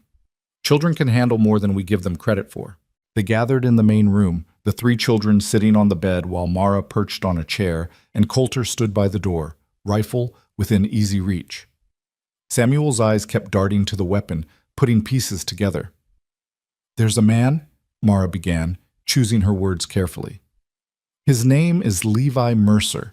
He knew your father, and he thinks he has some claim on our family. He's wrong, but he doesn't believe that. Is he coming here? Samuel asked, his young face far too serious. Mara glanced at Coulter, who nodded. Yes, she said, he's coming, but Mr. Coulter won't let him hurt us. I can help, Samuel said immediately. I can shoot now, No! Coulter's voice was firm but not unkind. Your job is to protect your brother and sister. If this man comes, you three stay inside, away from the windows. You don't come out until your mama or I say it's safe. Understood? Samuel wanted to argue. Mara could see it in the set of his jaw, the way his hands clenched into fists. He was 8 years old and already trying to be the man of the family, trying to fill shoes far too large for him. Samuel, Mara said gently, the bravest thing you can do is keep James and Lily safe. That's what your father would want. Can you do that? The boy's throat worked. Finally, he nodded. Yes, ma'am. James, who'd been silent throughout the exchange, suddenly spoke. Is the bad man going to take Mama away? The question pierced Mara's heart. She knelt in front of her youngest son and took his small hands in hers. No, baby. Nobody's taking me anywhere. I promise. You promised Papa wouldn't die, James whispered, and the accusation in his voice was worse than any shouting. You promised he'd get better. Mara's eyes burned. I know, and I was wrong, but this is different, Jamie. This time I have help. Mr. Coulter is going to make sure we're safe. James looked past her to where Coulter stood, studying the big rancher with those two old eyes. You promise? Coulter met the boy's gaze without flinching. I promise. Nobody's taking your mama, and nobody's hurting any of you. You have my word, James, and I don't break my word. Something in Coulter's tone must have convinced the boy, because James nodded and leaned into Mara's embrace. Lily, not fully understanding but sensing the fear in the room, crawled into Mara's lap and buried her face in her mother's shoulder. It's going to be okay, Lily mumbled against Mara's dress. Daisy says so. Despite everything, Mara almost smiled. Does she? Uh-huh. Daisy says Mr. Coulter is strong like a bear, and bears don't let bad things happen. Coulter's expression softened fractionally. Daisy's a smart doll. They spent the rest of the day preparing. Coulter moved the children's belongings to the storm cellar beneath the house, a small dark space, but defensible and hidden. He showed Samuel how to bar the door from inside and made him practice until the boy could do it in seconds. He stocked the cellar with water, food, and blankets. If things go bad, Coulter told Samuel quietly while Mara was occupied with the younger children, you get your brother and sister down there, and you don't come out until you hear your mama's voice or mine. Not for anything. Understood? What if we hear you yelling for help? Samuel asked. Especially not then. Coulter's voice was hard. That's the oldest trick in the book, son. Man gets you to open a door by pretending to be hurt. You stay locked in until you're certain it's safe. Samuel swallowed hard, but nodded. Yes, sir. Mara watched Coulter work, his movements efficient and purposeful, and felt the full weight of what he was preparing for. This wasn't a game. This was life and death, and Coulter was treating it with the seriousness it deserved. That night, nobody slept well. The children tossed and turned in the bedroom while Mara kept vigil by the window, rifle across her lap. Coulter had refused to go to the barn, instead settling into a chair by the door with his own rifle and a grim expression. You should rest, Mara said quietly, not wanting to wake the children. I can keep watch. I've gone longer without sleep. Coulter didn't take his eyes off the door. Besides, you need your strength more than I do. For what? For whatever comes after. He glanced at her. Levi Mercer's not the kind of man who gives up easy. Even if I send him packing tomorrow, he might come back, might bring friends. You need to be ready for that. Mara's hands tightened on the rifle. I won't let him take my children. I know. Something in Coulter's voice made Mara look at him more closely. That's why I trust you to keep them safe if this goes sideways. Don't talk like that. I'm being practical. Coulter's expression was unreadable in the dim light. I've been in enough fights to know they don't always go the way you plan. If something happens to me, you take those children and you run. Don't look back. Don't hesitate. Just go. Coulter, promise me, Mara. She wanted to refuse, wanted to tell him nothing would happen, that he was being paranoid. But she'd learned the hard way that promises were sacred things, not to be given lightly. I promise, she whispered, but you better not make me keep it. The ghost of a smile crossed Coulter's face. I'll do my best. They sat in silence as the night wore on, listening to the wind scrape against the siding and the distant howl of coyotes. Mara found herself thinking about Thomas, about the life they'd planned and lost. Would he approve of this? Of her finding safety with his old friend? Of Coulter risking himself for them? She thought he would. Thomas had always been practical, always put the children's welfare above everything else. He would want them protected, even if it meant another man standing in the place he'd left empty. Tell me about her, Mara said suddenly. Your wife, if you want to. Coulter was quiet for so long she thought he wouldn't answer. Then he said, her name was Catherine, Katie. She was small and fierce and stubborn as a mule. His voice went soft with memory. Met her in Kansas, right after I mustered out. She was a teacher, came west to start a school. I was nobody, just a broken-down soldier with nightmares and a chip on my shoulder. But she saw something in me worth saving. You loved her. More than I thought possible. Coulter's hands tightened on his rifle. We had 6 months together, 6 good months. Then she got pregnant and everything seemed perfect. We were going to have a family, build a life. But the birth went wrong. Baby was breech, and Katie was so small. He stopped, throat working. They both died before dawn.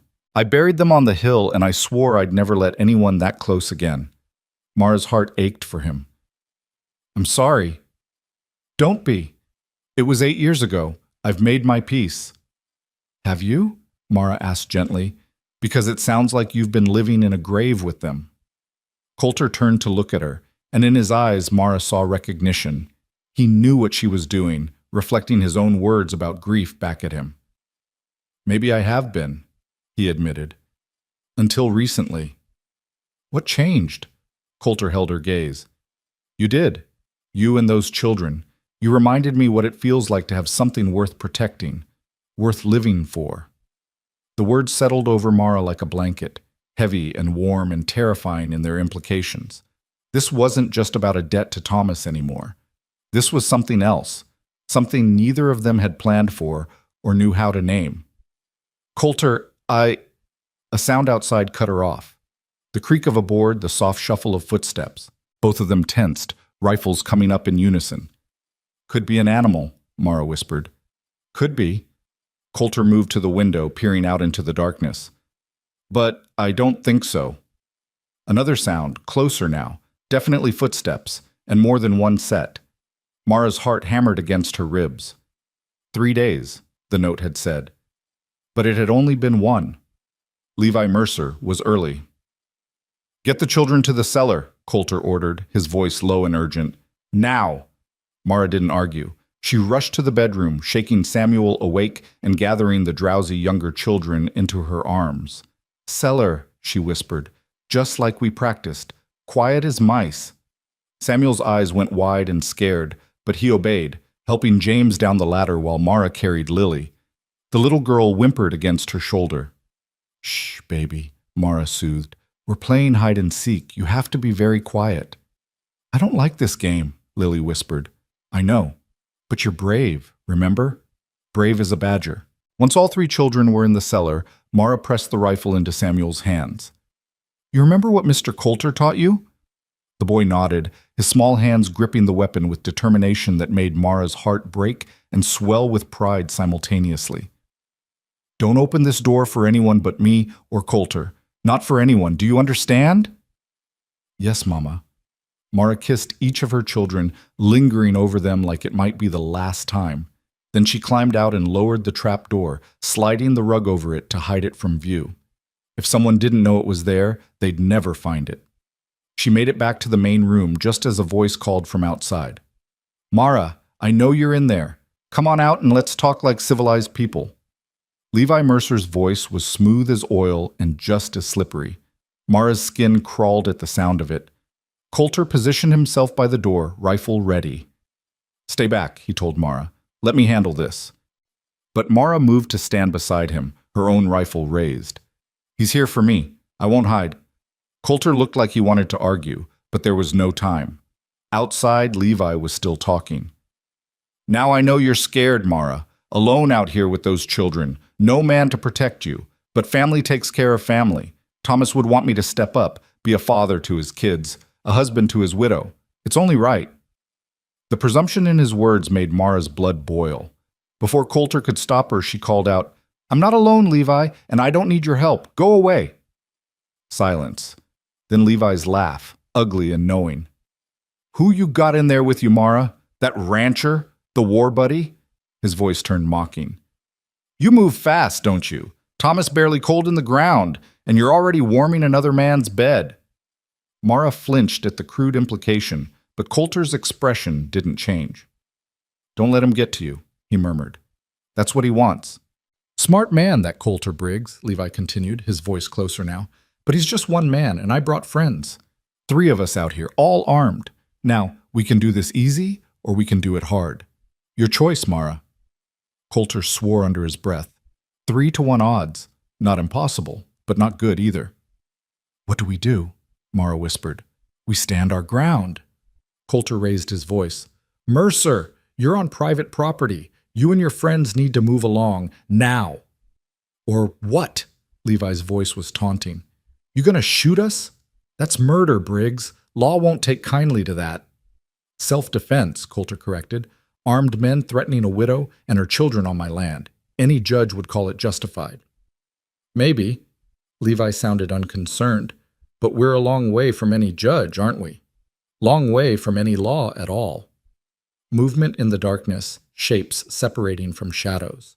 Mara counted 3 figures spreading out around the house, trying to surround them. Her hands tightened on the rifle. "Last chance, Mara," Levi called. "Come out peaceful, bring the children, and we'll leave the rancher in one piece. Otherwise—" He let the threat hang. Mara's mind raced. 3 armed men against 2 defenders with her children hiding in the cellar. If shooting started, there was no guarantee how it would end. But giving in to Levi meant a life of being owned, of watching him twist her children into something dark and cruel. No, better to die fighting than live as someone's possession. "My answer is no," she called out, her voice stronger than she felt. "Now get off this land before someone gets hurt." Levi's laugh was sharp as broken glass. "Wrong answer, Mara. Boys, teach them some manners." The first shot shattered the window, spraying glass across the floor. Mara ducked instinctively, her heart in her throat. Coulter returned fire immediately, and the night exploded into chaos. Muzzle flashes lit the darkness like lightning. The thunder of gunshots made Mara's ears ring. She fired through the broken window, not sure if she hit anything, just trying to keep their attackers pinned down. Beside her, Coulter moved with methodical precision, each shot deliberate and controlled. "North window!" Coulter barked, and Mara spun to see a figure trying to climb through. She fired, and the man fell back with a yell. Whether she'd hit him or just scared him, she didn't know and didn't care. The gunfight lasted minutes, but felt like hours. Smoke filled the room, acrid and choking. Somewhere outside, a man was cursing in pain. Another was yelling for retreat. And through it all, Levi Mercer's voice kept taunting, kept pushing. Then, abruptly, silence. Mara's ears rang in the sudden quiet. Her hands shook so badly she could barely hold the rifle. Beside her, Coulter was breathing hard, blood trickling from a cut on his cheek where flying glass had caught him. "You hit?" he asked. Mara checked herself, surprised to find she wasn't. "No, you." "Just scratched." Coulter moved cautiously to the window, peering out. "They're pulling back, regrouping probably." "Is it over?" "Not yet." Coulter's jaw was set. "Men like Levi don't give up that easy. They'll wait for dawn, try again when they can see better." As if to confirm his words, Levi's voice drifted through the darkness. "This isn't finished, Mara. You can't hide in there forever. Sooner or later you'll have to come out, and when you do, I'll be waiting." The threat hung in the air like smoke. Mara sank into a chair, adrenaline draining away and leaving her hollow and shaking. "The children," she managed. "Are safe," Coulter assured her. "Cellar's solid. They probably didn't even hear much through all that earth." But Mara needed to see for herself. She moved the rug aside and knocked on the trapdoor. 3 quick raps, then 2 slow ones, the signal they'd agreed on. After a moment, she heard the bar slide back and Samuel's white face appeared. "Mama?" We're all right, sweetheart. Are you? Samuel nodded, though his eyes were huge with fear.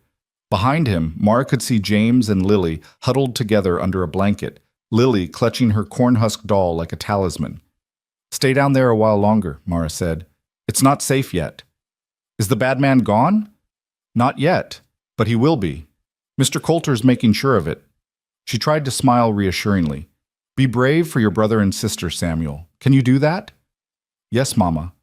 Mara closed the trapdoor and replaced the rug, then returned to Coulter's side. He was still watching the darkness, rifle at the ready. What now? She asked.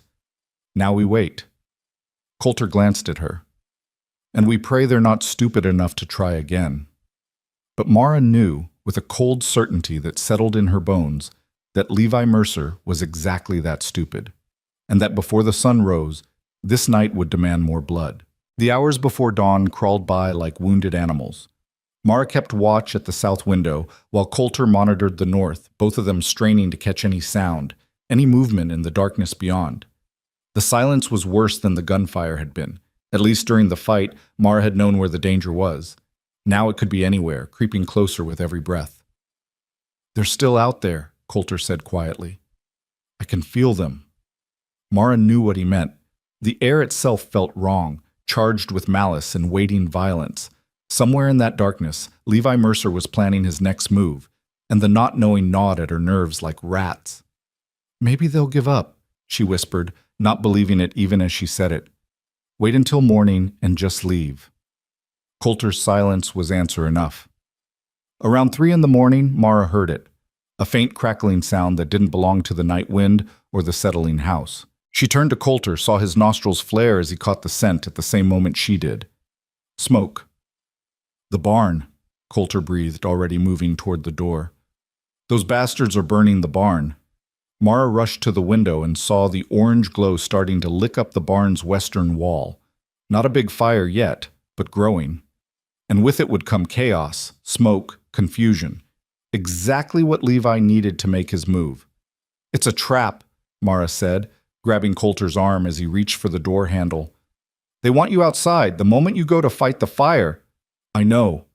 Coulter's jaw was tight with fury. But I can't let it burn. The animals are in there. The horse, the cow, everything we need to survive winter. We'll die faster with bullets than without a barn, Mara argued, even as her heart broke at the thought of the animals trapped inside.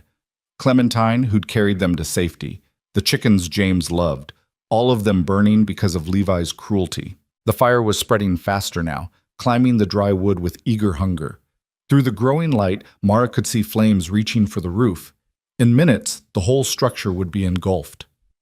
I have to try, Coulter said, and Mara heard in his voice all the weight of 8 years of building this ranch alone, of pouring his grief and hope into every fence post and nail. The barn wasn't just wood and stone to him. It was survival. It was purpose. It was the life he'd built from ashes. Then I'm coming with you, Mara said. No, you stay here. Protect the children. The children are safe in the cellar. You'll be dead in the cellar if you go out there alone. Mara grabbed her rifle and checked the chamber. 2 guns are better than 1, and I'm not asking permission, Coulter. I'm telling you. For a moment their eyes locked, and Mara saw him weighing options, calculating odds. Then he nodded curtly. Stay close to me. We move fast. We move together. Anything moves in the shadows. You shoot first and ask questions never. Understood? Understood. Coulter took a deep breath, then yanked open the door. They burst into the night running, rifles up and ready. The barnyard was a hellscape of dancing shadows and flickering light. The fire roared now, consuming the barn's western wall and spreading toward the roof with terrifying speed. Heat rolled over them in waves, and smoke stung Mara's eyes. The animals! Coulter shouted over the fire's hungry crackling. Get them out! He ran for the barn door while Mara covered him, sweeping her rifle across the darkness beyond the firelight. Her heart hammered so hard she could feel it in her throat. Every shadow looked like a man with a gun. Every sound could be footsteps. Coulter wrenched open the barn door and disappeared into the smoke-filled interior. Mara heard the terrified whinny of horses, the panicked lowing of the cow. Then Clementine burst through the door, eyes rolling white with fear, with Coulter right behind her leading the other horse. He slapped their rumps and sent them galloping away from the flames. "The cow!" he yelled, diving back into the inferno. That's when Mara saw the movement, a figure detaching from the shadows near the chicken coop, rifle rising. She didn't think, didn't hesitate. She fired, and the man went down with a scream. "Coulter!" she shouted. "They're here!" Another shot rang out, and the ground exploded near Mara's feet. She dove behind the water trough, returning fire at the muzzle flash. Her hands were steady now, muscle memory and desperation taking over where fear had been. Another shot. Another, keeping their attackers pinned while Coulter worked inside the burning barn. The cow came stumbling out, bellowing in terror, with Coulter right behind her. Smoke poured from the barn door now, and flames were licking through the roof. The whole structure groaned, timbers beginning to fail. "It's gone!" Coulter rasped, his face black with soot. "We have to fall back." A bullet caught him high on the left shoulder, spinning him around. He went down hard, and Mara's world narrowed to that one terrible moment. Coulter falling, blood blooming dark on his shirt, his rifle clattering away across the dirt. She screamed his name and ran, forgetting cover, forgetting safety, thinking only that she couldn't lose someone else. Not again. Not him. She reached Coulter and grabbed his good arm, hauling him up with strength she didn't know she possessed. He was heavy, all muscle and bone and dead weight, but Mara pulled him toward the house, firing one-handed at the shadows to keep them back. Bullets kicked up dirt around them. One tugged at Mara's skirt, another whistled past her ear so close she felt the wind of it. But she didn't stop, didn't slow, just dragged Coulter across the yard while he tried to get his feet under him. They crashed through the door together and Mara kicked it shut, dropping the bar across it just as something heavy slammed against the wood from outside. The door shuddered, but held. Coulter slumped against the wall, breathing hard, blood running down his arm. Mara's hands shook as she examined the wound. The bullet had gone through the meat of his shoulder, missing bone and major vessels but tearing a ragged path through flesh. He'd live, but he needed bandaging, needed cleaning, needed... Another impact against the door made Mara jump. Then Levi's voice, closer than before, called through the wood. "That was stupid, Mara, real stupid. Now you've got a wounded man, a burning barn, and nowhere to go. Just open the door and this can all stop." Mara pressed a cloth against Coulter's wound, applying pressure while he gritted his teeth against the pain. "How bad?" she asked quietly. "I've had worse." His voice was strained but steady. "Can you tie it off?" She nodded and worked quickly, tearing strips from her petticoat and binding the wound as tight as she dared. Coulter's face went gray with pain, but he didn't make a sound. When she finished, he pushed himself upright with his good arm. "We can't stay here," he said. "They'll burn us out, or wait for daylight and pick us off when we try to run. What choice do we have?" Coulter looked toward the trapdoor hidden under the rug. "The cellar. It's got a second exit, old escape tunnel from when this was a way station during the Indian Wars. Comes out near the creek, about 100 yards from the house." Mara's mind raced. "If we can get to the creek, there's cover there. Trees, rocks. Better ground to defend." Coulter winced as he moved his injured shoulder. "But we'll have to move fast and quiet, and the tunnel's narrow. It'll be tight with all of us."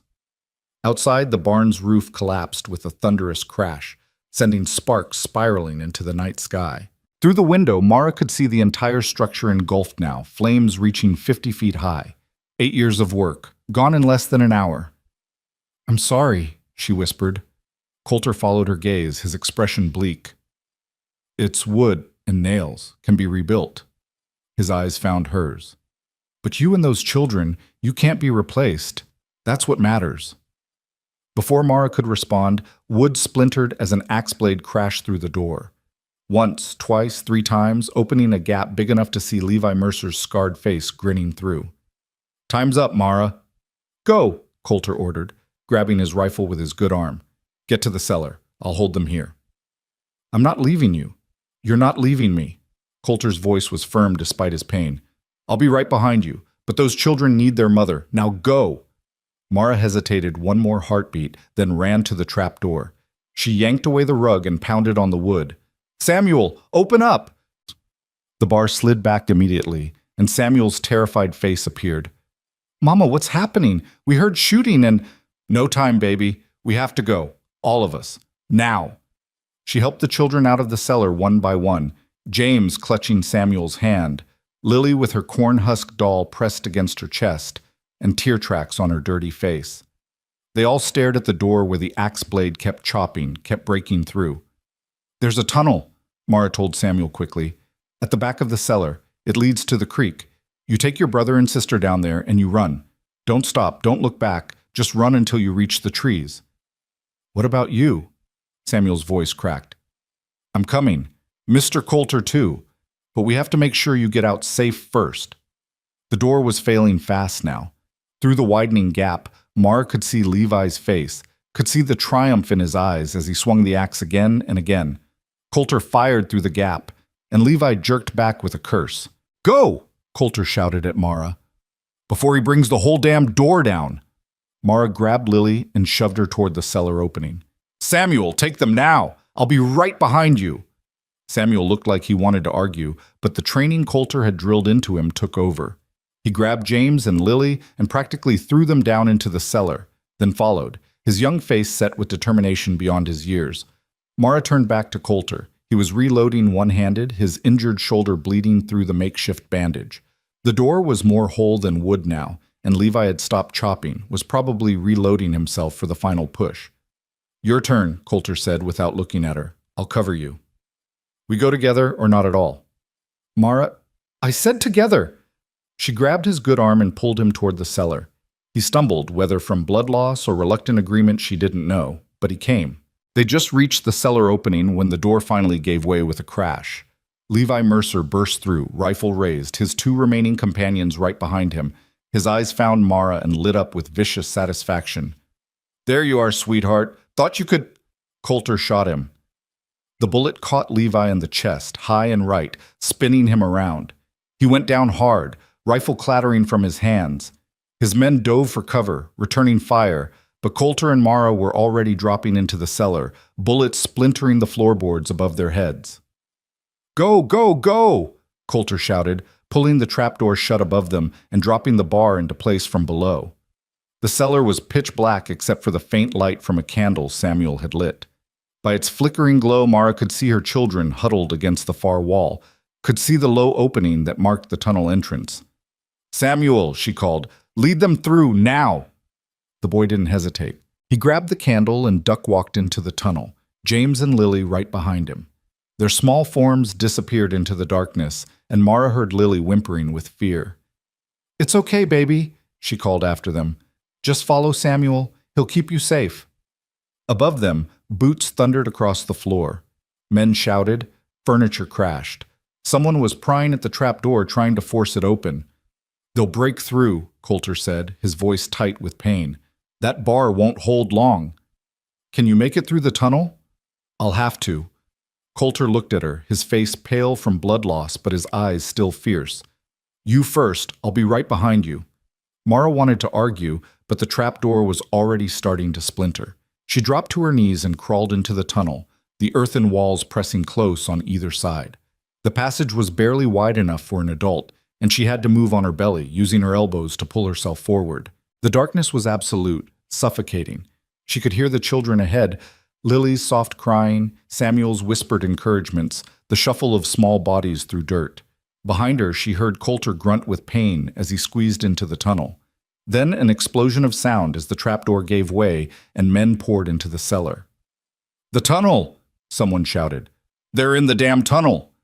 Gunshots echoed through the narrow space, deafening in the confined area. Dirt rained down from the ceiling.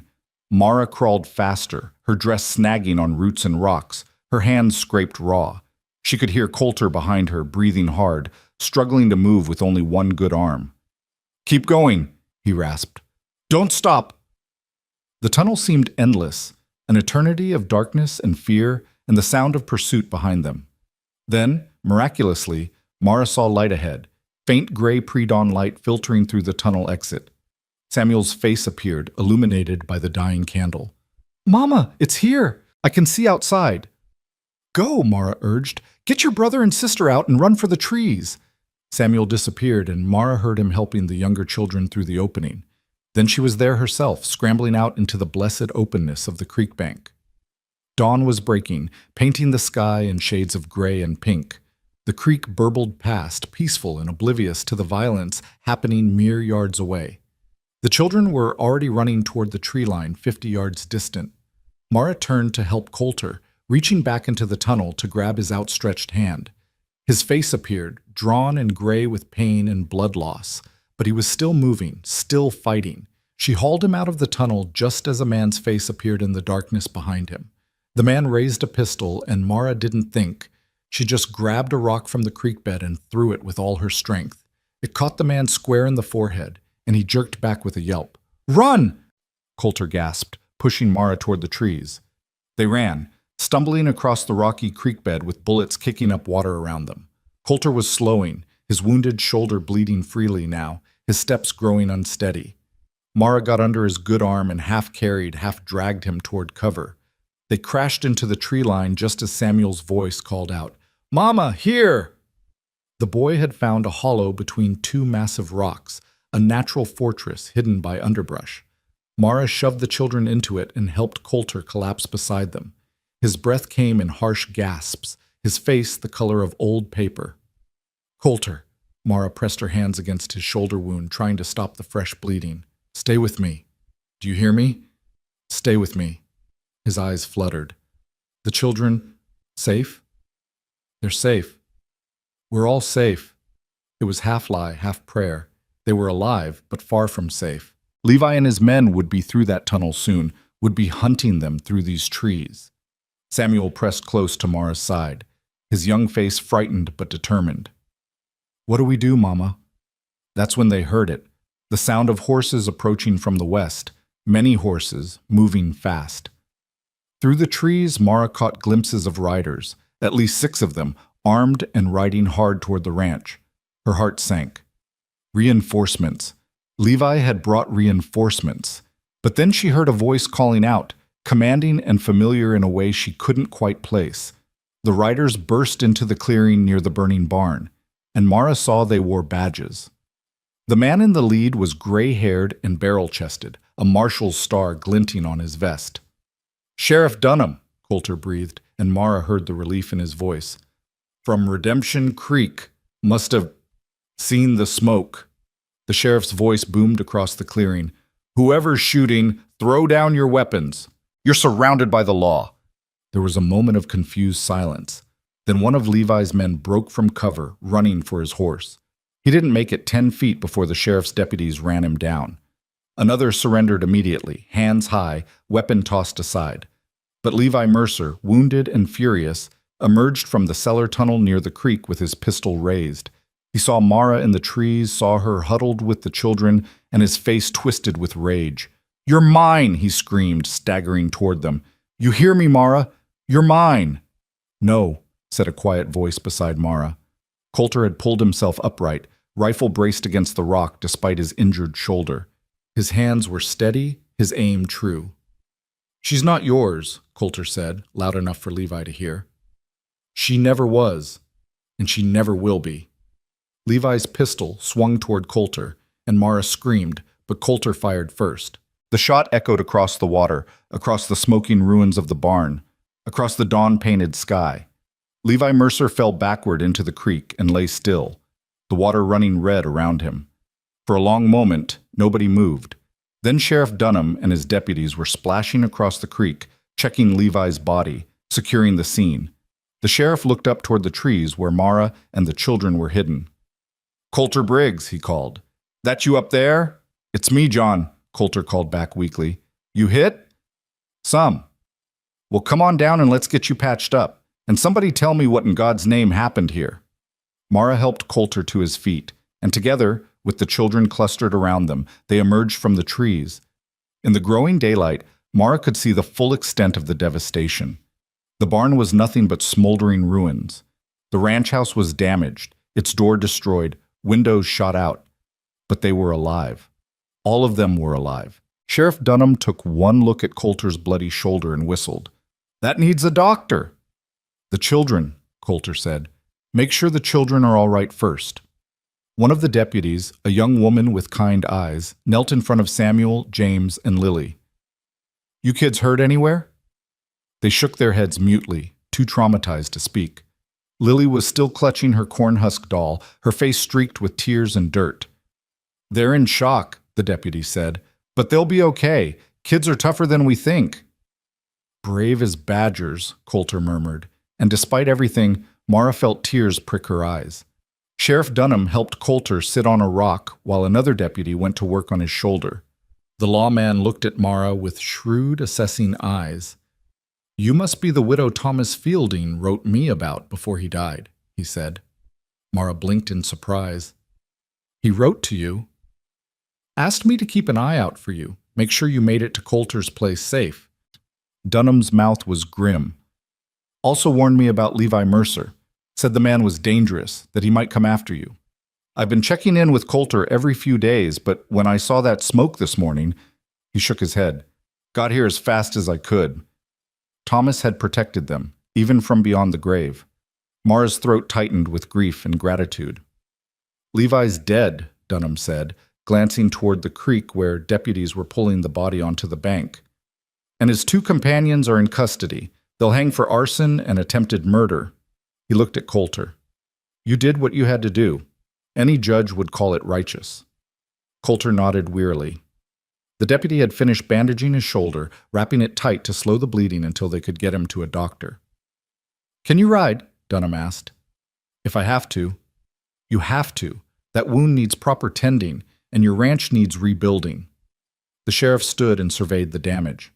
"This'll take time to fix." Mara looked at the ruins of the barn, the damaged house, the scattered animals grazing nervously in the distance. It was overwhelming, impossible.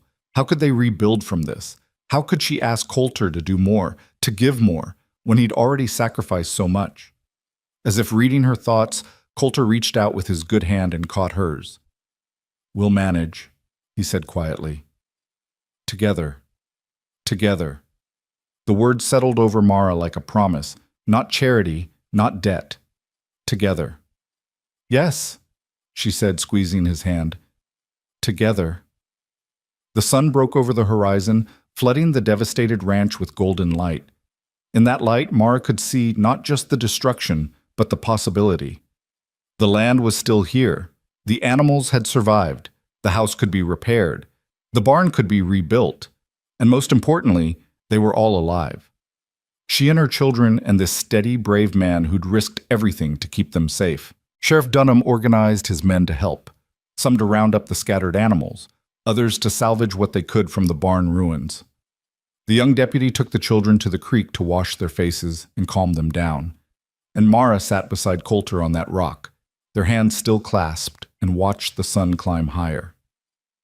"Thank you," she said softly, "for everything, for standing against Levi, for protecting us, for—" "Don't," Coulter interrupted gently.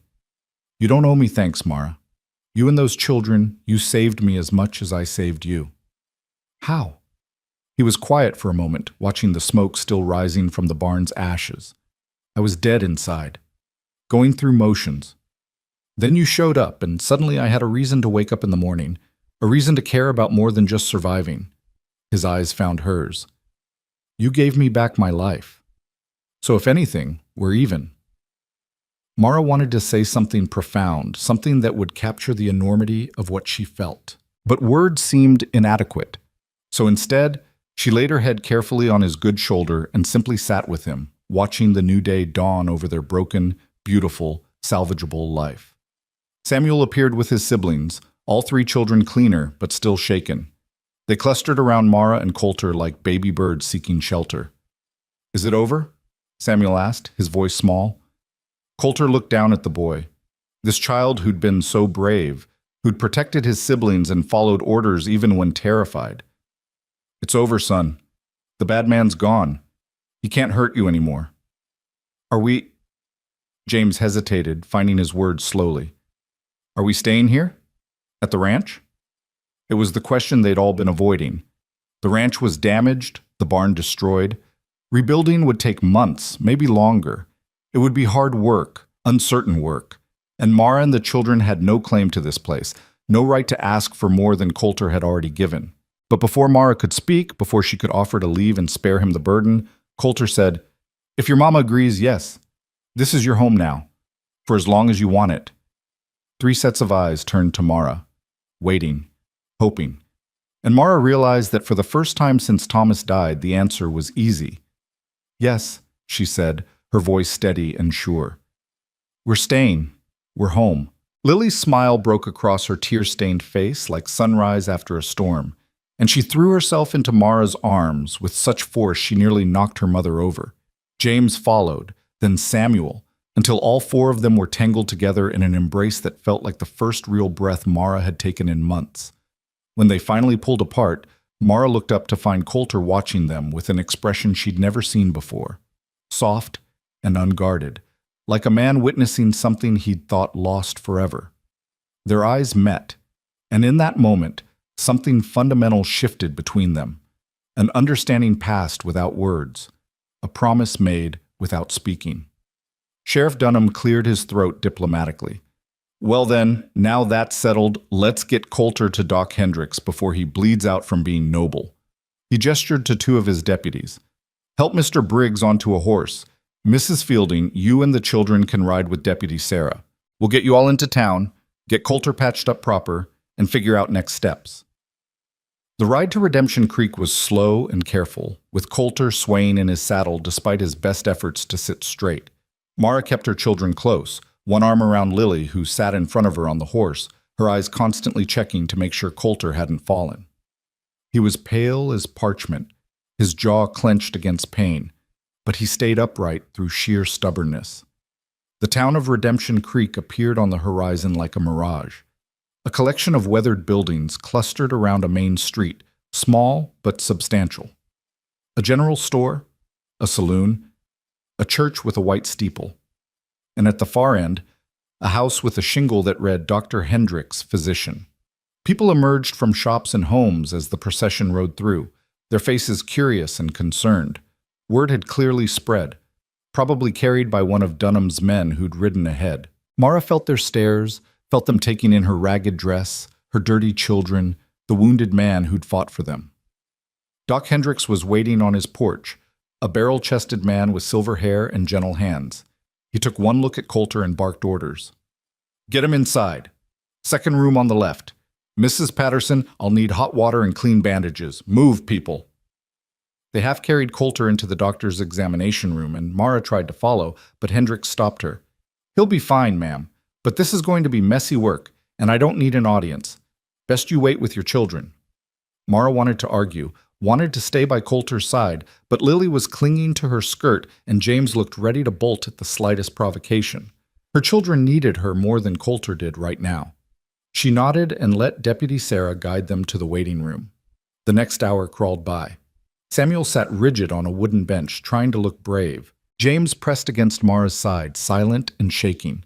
Lily alternated between dozing and whimpering, her corn-husk doll clutched so tightly its head was starting to come loose. People brought things. A woman from the general store appeared with sandwiches and milk. Another brought a blanket for the children. The preacher's wife offered kind words and a promise of prayers. Small-town kindness, the sort that appeared in times of crisis without being asked for. Finally, Doc Hendricks emerged, wiping his hands on a towel. "He'll live," he said without preamble. "Bullet went clean through, missed the important bits. I've stitched him up and given him something for the pain. He's sleeping now, but he should wake up in a few hours." Mara's knees nearly buckled with relief. "Can I see him?" "Briefly, but don't wake him. Man needs rest more than conversation." She left the children with Deputy Sarah and slipped into the examination room. Coulter lay on a narrow bed, his shoulder heavily bandaged, his face relaxed in sleep. The lines of pain and weariness had smoothed out, making him look younger, more vulnerable. Mara stood beside the bed, watching the steady rise and fall of his chest, and felt her heart constrict with something that went far beyond gratitude. This man had risked everything for her, had stood between her children and evil without hesitation, had offered them not just shelter, but a home, not just safety, but belonging. And somewhere in the chaos of the past weeks, Mara had stopped seeing him as Thomas's friend, as an obligation or a debt to be repaid. She saw him as Coulter, just Coulter, strong and steady and scarred by his own losses, trying to build something meaningful from the wreckage of his grief. Just like her. She reached out and gently brushed a strand of dark hair from his forehead, then quietly left the room. Sheriff Dunham was waiting in the hallway. Doc says he'll need to stay put for a few days, can't be jostling that wound on a ride back to the ranch. He studied Mara's face. I've arranged for you and the children to stay at the boarding house. Mrs. Fletcher runs it. She's a good woman, lost her own husband some years back. She'll take care of you. I can't afford, Mara started, but Dunham held up a hand. It's handled. Coulter's got credit in this town, and what he doesn't cover, the town will. You saved one of our own out there, ma'am. We take care of people who take care of us. Mara's throat tightened. Thank you. Don't thank me yet. You've got a long road ahead, rebuilding that barn, fixing up the house. Winter's coming in a few months, and you'll need everything squared away before the first snow. Dunham's expression was serious, but not unkind. It won't be easy. Nothing worth having ever is, Mara said quietly. Dunham smiled at that. Thomas said you were tougher than you looked. I'm starting to see what he meant. Mrs. Fletcher's boarding house was clean and comfortable, with rooms that smelled of lavender and fresh bread. The widow took one look at Mara's exhausted children and immediately ushered them upstairs to a large room with 2 beds and a window overlooking the main street. You all get cleaned up and rest, she said firmly. I'll bring up supper in an hour, and don't you worry about a thing. You're safe here. Mara helped the children wash in the basin, scrubbing away layers of dirt and smoke and fear. Lily's golden hair, once grimy and tangled, dried in soft curls. James's face, clean for the first time in days, showed the return of some color. Samuel submitted to his mother's ministrations with the patience of a child who'd grown up too fast but was trying to find his way back to being young. When they were clean and dressed in the spare clothes Mrs. Fletcher had provided, they sat on the beds and simply breathed. No gunfire, no running, no terror lurking just beyond the door. Mama, Lily said softly, is Mr. Coulter going to die? No, sweetheart. The doctor fixed him up. He's going to be just fine. Good. Lily hugged her doll. I like Mr. Coulter. He's nice, and he makes you smile. Mara blinked, surprised. Does he? Samuel nodded. You smile different now than you did before, like you mean it. Out of the mouths of children, Mara thought, came truths adults spent years avoiding. She did smile differently now, felt differently. The suffocating weight of grief that had crushed her since Thomas's death had lifted, not disappeared, but lightened enough that she could breathe, could see a future beyond just surviving the next day. I'm happy, she realized aloud, and the words felt strange in her mouth. For the first time in so long, I'm actually happy. James crawled into her lap, something he hadn't done since he was much smaller. Me too, Mama. I like the ranch. I like the chickens. He paused, considering. I like having Mr. Coulter around. He listens when I talk about things. He does, Mara agreed, stroking her son's hair. He's a good listener. Are we going to marry him? Lily asked with the blunt curiosity of a 4-year-old. Like how you were married to Papa? Mara's breath caught. That's not... We haven't discussed...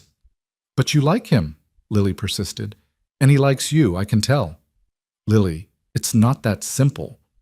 Why not? Samuel asked, and his voice was older, more serious. Papa's gone, Mama. We all know it, and Mr. Coulter's a good man. He protects us. He teaches us things. The boy's voice wavered. He makes it hurt less. Missing Papa, I mean. Mara's eyes filled with tears. Oh, Samuel. I don't want you to be sad forever, Samuel continued, and now he was crying too. I want you to be happy, like you were before Papa got sick, and Mr. Coulter makes you happy. I see it. Mara gathered all 3 children close, and they cried together. For Thomas, for everything they'd lost, for everything they'd found, for the complicated tangle of grief and hope and new beginnings that didn't erase the past, but made space for a future. I loved your father, Mara said when she could speak again. I loved him with everything I had. And I always will, but you're right. He's gone. And I think, she paused, testing the words, I think he'd want us to be happy, to build a life, to not spend forever mourning what we lost. So you do like Mr. Coulter? Lily asked hopefully. Mara smiled through her tears. Yes, baby. I do like Mr. Coulter. Very much. The children cheered, and despite everything, the trauma, the exhaustion, the uncertainty, Mara laughed, really laughed, from deep in her belly, until she was hiccuping and gasping and feeling more alive than she had in months. Mrs. Fletcher brought supper as promised, roast chicken and mashed potatoes and green beans with apple pie for dessert. The children ate like they'd never seen food before, and Mara realized it had been hours since any of them had eaten. She made sure they each had seconds, watching with satisfaction as color returned to their cheeks. That night, with the children finally asleep in the big bed, James curled around Samuel, Lily sprawled across both of them with her doll tucked under her chin. Mara sat by the window and looked out at the quiet street. Somewhere in this town, Coulter was healing. Somewhere on the prairie, the ranch was waiting. And somewhere inside herself, Mara was changing, becoming someone new while still honoring who she'd been. She thought about Thomas, about the life they'd built and lost. Would he approve of this? Of her finding comfort with his old friend? Of the children learning to love another man? She thought he would. Thomas had been many things, but never petty or possessive. He'd loved his children fiercely and would have wanted them safe, happy, cared for. And he'd trusted Coulter enough to send Mara to him, knowing what that might mean. Thank you, she whispered to the darkness, to Thomas's memory, to whatever part of him still lingered in the world. For leading us here. For giving us a second chance. The next 3 days passed in a strange limbo. Mara visited Coulter twice daily, sitting by his bedside while he slept, or when he woke, talking quietly about small things. The children came once, tiptoeing into the room with wide eyes, to see Mr. Coulter looking pale, but alive. He managed to smile for them, to answer Lily's dozens of questions about whether getting shot hurt, and whether he'd have a scar, and whether scars were like badges of honor. The best kind, he told her seriously, means you fought for something worth fighting for. Like us? Lily asked. Exactly like you. On the fourth day, Doc Hendricks declared Coulter well enough to travel if they went slowly. Sheriff Dunham organized a wagon and a small crew of men from town to accompany them back to the ranch, bringing supplies and tools for the rebuilding effort. The ride back was nothing like the desperate flight that had brought them to town. Coulter sat in the wagon bed, propped up on blankets with his arm in a sling, while Mara drove and the children clustered around him asking endless questions about what they'd rebuild first and whether they could get more chickens, and could they maybe have a dog. When the ranch came into view, Mara's breath caught. In the daylight, the damage looked even worse. The barn was nothing but a blackened skeleton. The house's windows were shattered, bullet holes pocked the siding. But the windmill still turned, the land still stretched out in all directions, and the animals had been rounded up and were grazing peacefully in the corral the townsmen had repaired. It's not as bad as it looks, Coulter said quietly beside her. It looks pretty bad. I've seen worse. We'll manage. That word again. We. Not I. We. The townsmen set to work immediately, and Mara was amazed at how quickly things progressed with many hands helping. By nightfall, the house's windows were covered with oiled paper to keep out the weather. The worst of the debris was cleared, and someone had even managed to salvage Coulter's bed from the damaged bedroom. Mrs. Patterson from town had brought food, enough for an army, Mara thought, and the women who'd come along set about organizing the kitchen, washing dishes, making the house livable again. They worked around Mara with cheerful efficiency, and she understood this was how frontier communities survived.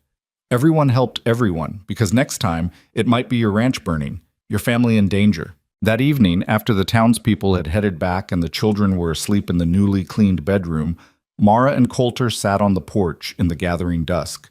His arm was still in a sling, and he moved carefully, but the color had returned to his face. I've been thinking, Coulter said after a long silence. About? About what comes next. The rebuilding, the winter, He paused, seeming to gather courage. The future. Mara's heart picked up speed. And? Coulter turned to face her, his expression more serious than she'd ever seen it. I meant what I said. This is your home, you and the children, for as long as you want it. But, Mara, I need you to understand something. What? This isn't about the debt to Thomas anymore. It stopped being about that weeks ago. He took a breath. You've become important to me. You and those children. Not as obligation or charity, but as... He struggled for words. As family. As the family I thought I'd lost forever. Mara's throat tightened. Coulter? Let me finish. His good hand found hers. I know it's too soon. I know you're still grieving Thomas, and I'd never ask you to forget him or stop loving him. But when you're ready, if you're ever ready, I'd like to... He stopped, started again. I'd like to build something with you. Not to replace what you had, but to create something new. Something that honors the past while making room for the future. Mara looked at their joined hands, at this man who'd risked everything for her, who'd shown her children kindness and patience and strength. She thought about Thomas, about the love they'd shared, and realized that loving him didn't mean she couldn't love again. The heart wasn't a finite resource. It could expand, could make room for new love without diminishing the old. I'm not asking for an answer now, Coulter continued. Take all the time you need. I just wanted you to know that when you're ready, I'm here. I'll wait however long it takes. What if I told you, Mara said slowly, that I don't need time, that I've already decided? Coulter's breath caught. What are you saying? I'm saying that you're right. This stopped being about debt a long time ago. I'm saying that you make me feel safe and seen and valued. I'm saying that my children love you, and you're good to them, and that matters more than anything. She turned to face him fully. I'm saying that I think Thomas sent me to you not just to save us, but to save you too. To pull you out of your own grave and remind you that life is for the living. Mara, I'm not Thomas's widow anymore, she said firmly. I'm just Mara, a woman trying to build a life for her children, and I'd like to build that life with you, if you're willing. For a moment, Coulter just stared at her. Then, moving carefully because of his injury, he leaned forward and kissed her. It was gentle and sweet, and tasted of new beginnings, and when they pulled apart, both of them were crying. Is that a yes? Mara asked, smiling through her tears. That's a yes, Coulter confirmed.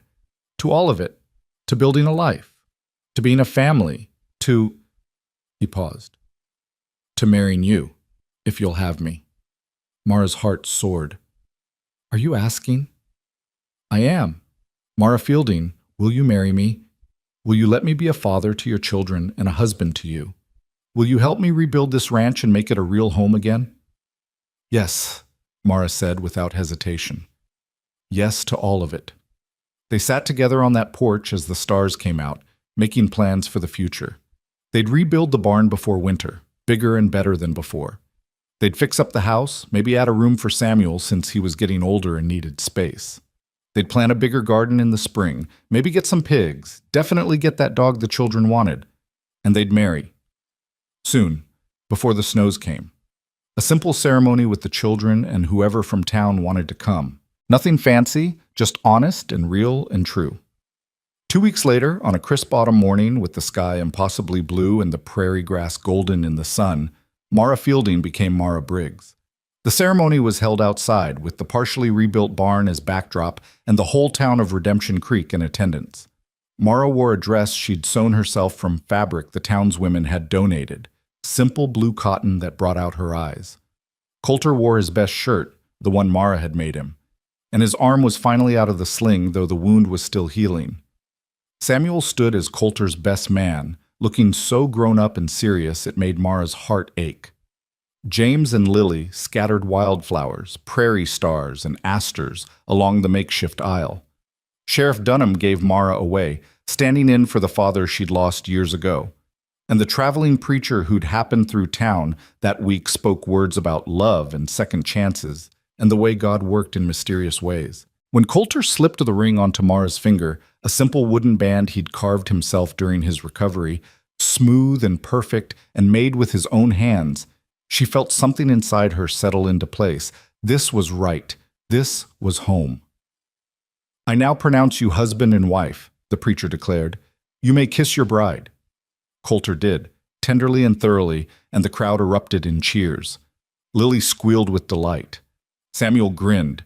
James clapped his hands and actually laughed, the sound bright and clear as bells. The celebration afterward was simple but joyful. The townswomen had organized a feast, roasted chickens and fresh bread and vegetables from the autumn harvest. Someone brought out a fiddle and people danced in the yard, kicking up dust and laughing. Children ran wild, playing tag around the windmill. Mrs. Fletcher cried happy tears and kept telling everyone that romance wasn't dead, that true love could bloom even in the hardest soil. As the sun set and the party began to wind down, Mara found herself standing with Coulter near the foundation of the new barn. The framework was already up, the skeleton of what would become a magnificent structure, bigger than the old one, stronger, built to last. "This is going to be beautiful," she said, imagining it finished.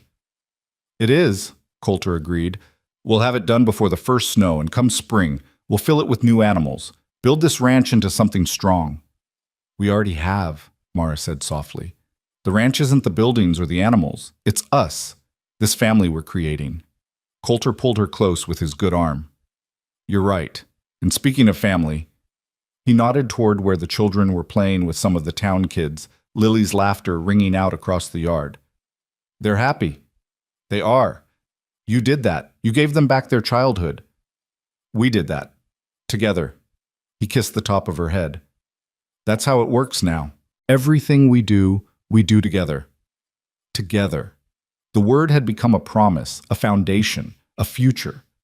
Later that night, after the guests had gone and the children were asleep and the ranch was quiet under a canopy of stars, Mara stood in the doorway of the house, her house now, truly, and looked out at the land.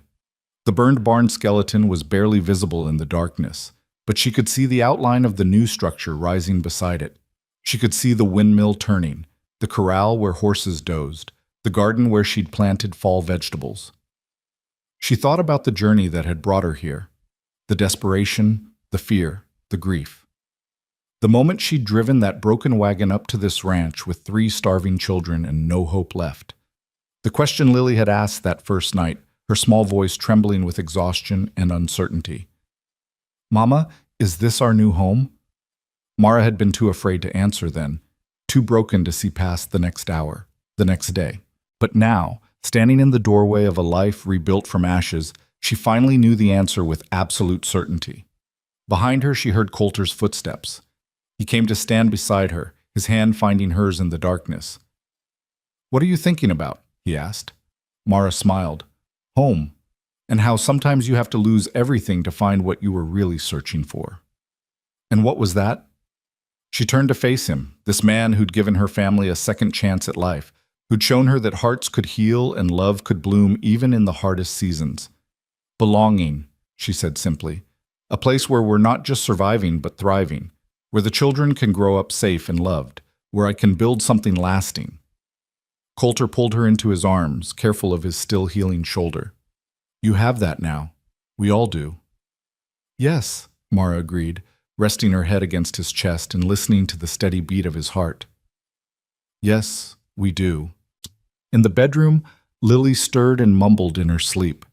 Mara heard her daughter's drowsy voice, probably talking to that eternal corn-husk doll about the day's adventures. And then, clear as birdsong in the morning, came the words that made Mara's eyes fill with happy tears. "Daisy," Lily whispered to her doll, "we're home now. We're really, really home, and we're safe here." Mara closed her eyes and let the truth of it wash over her. They were home. After all the running, all the fear, all the desperate hoping, they had found their place in the world, not in spite of the hardship, but because of it. Not avoiding the grief, but carrying it forward into something new. And not alone, never alone again, but together, bound by love and choice and the daily decision to build something beautiful from broken pieces. The prairie wind whispered through the grass, carrying the scent of sage and wildflowers, and the promise of seasons yet to come. Winter would bring its challenges, spring its renewal, summer its abundance. The years would unfold with their mix of joy and sorrow, triumph and struggle. But through it all, they would have this: a home built on solid ground, a family forged in fire, and love that had survived the worst and emerged stronger for it. Coulter tightened his arm around Mara's shoulders. Ready to come inside. She took one last look at the stars, at the land that stretched out in all directions, at the life they were building together. Then she turned toward the light spilling from the doorway, toward the sound of her children's peaceful breathing, toward the future waiting to be written. Yes, she said, her voice full of certainty and hope and quiet joy. I'm ready. And hand in hand they stepped across the threshold into home.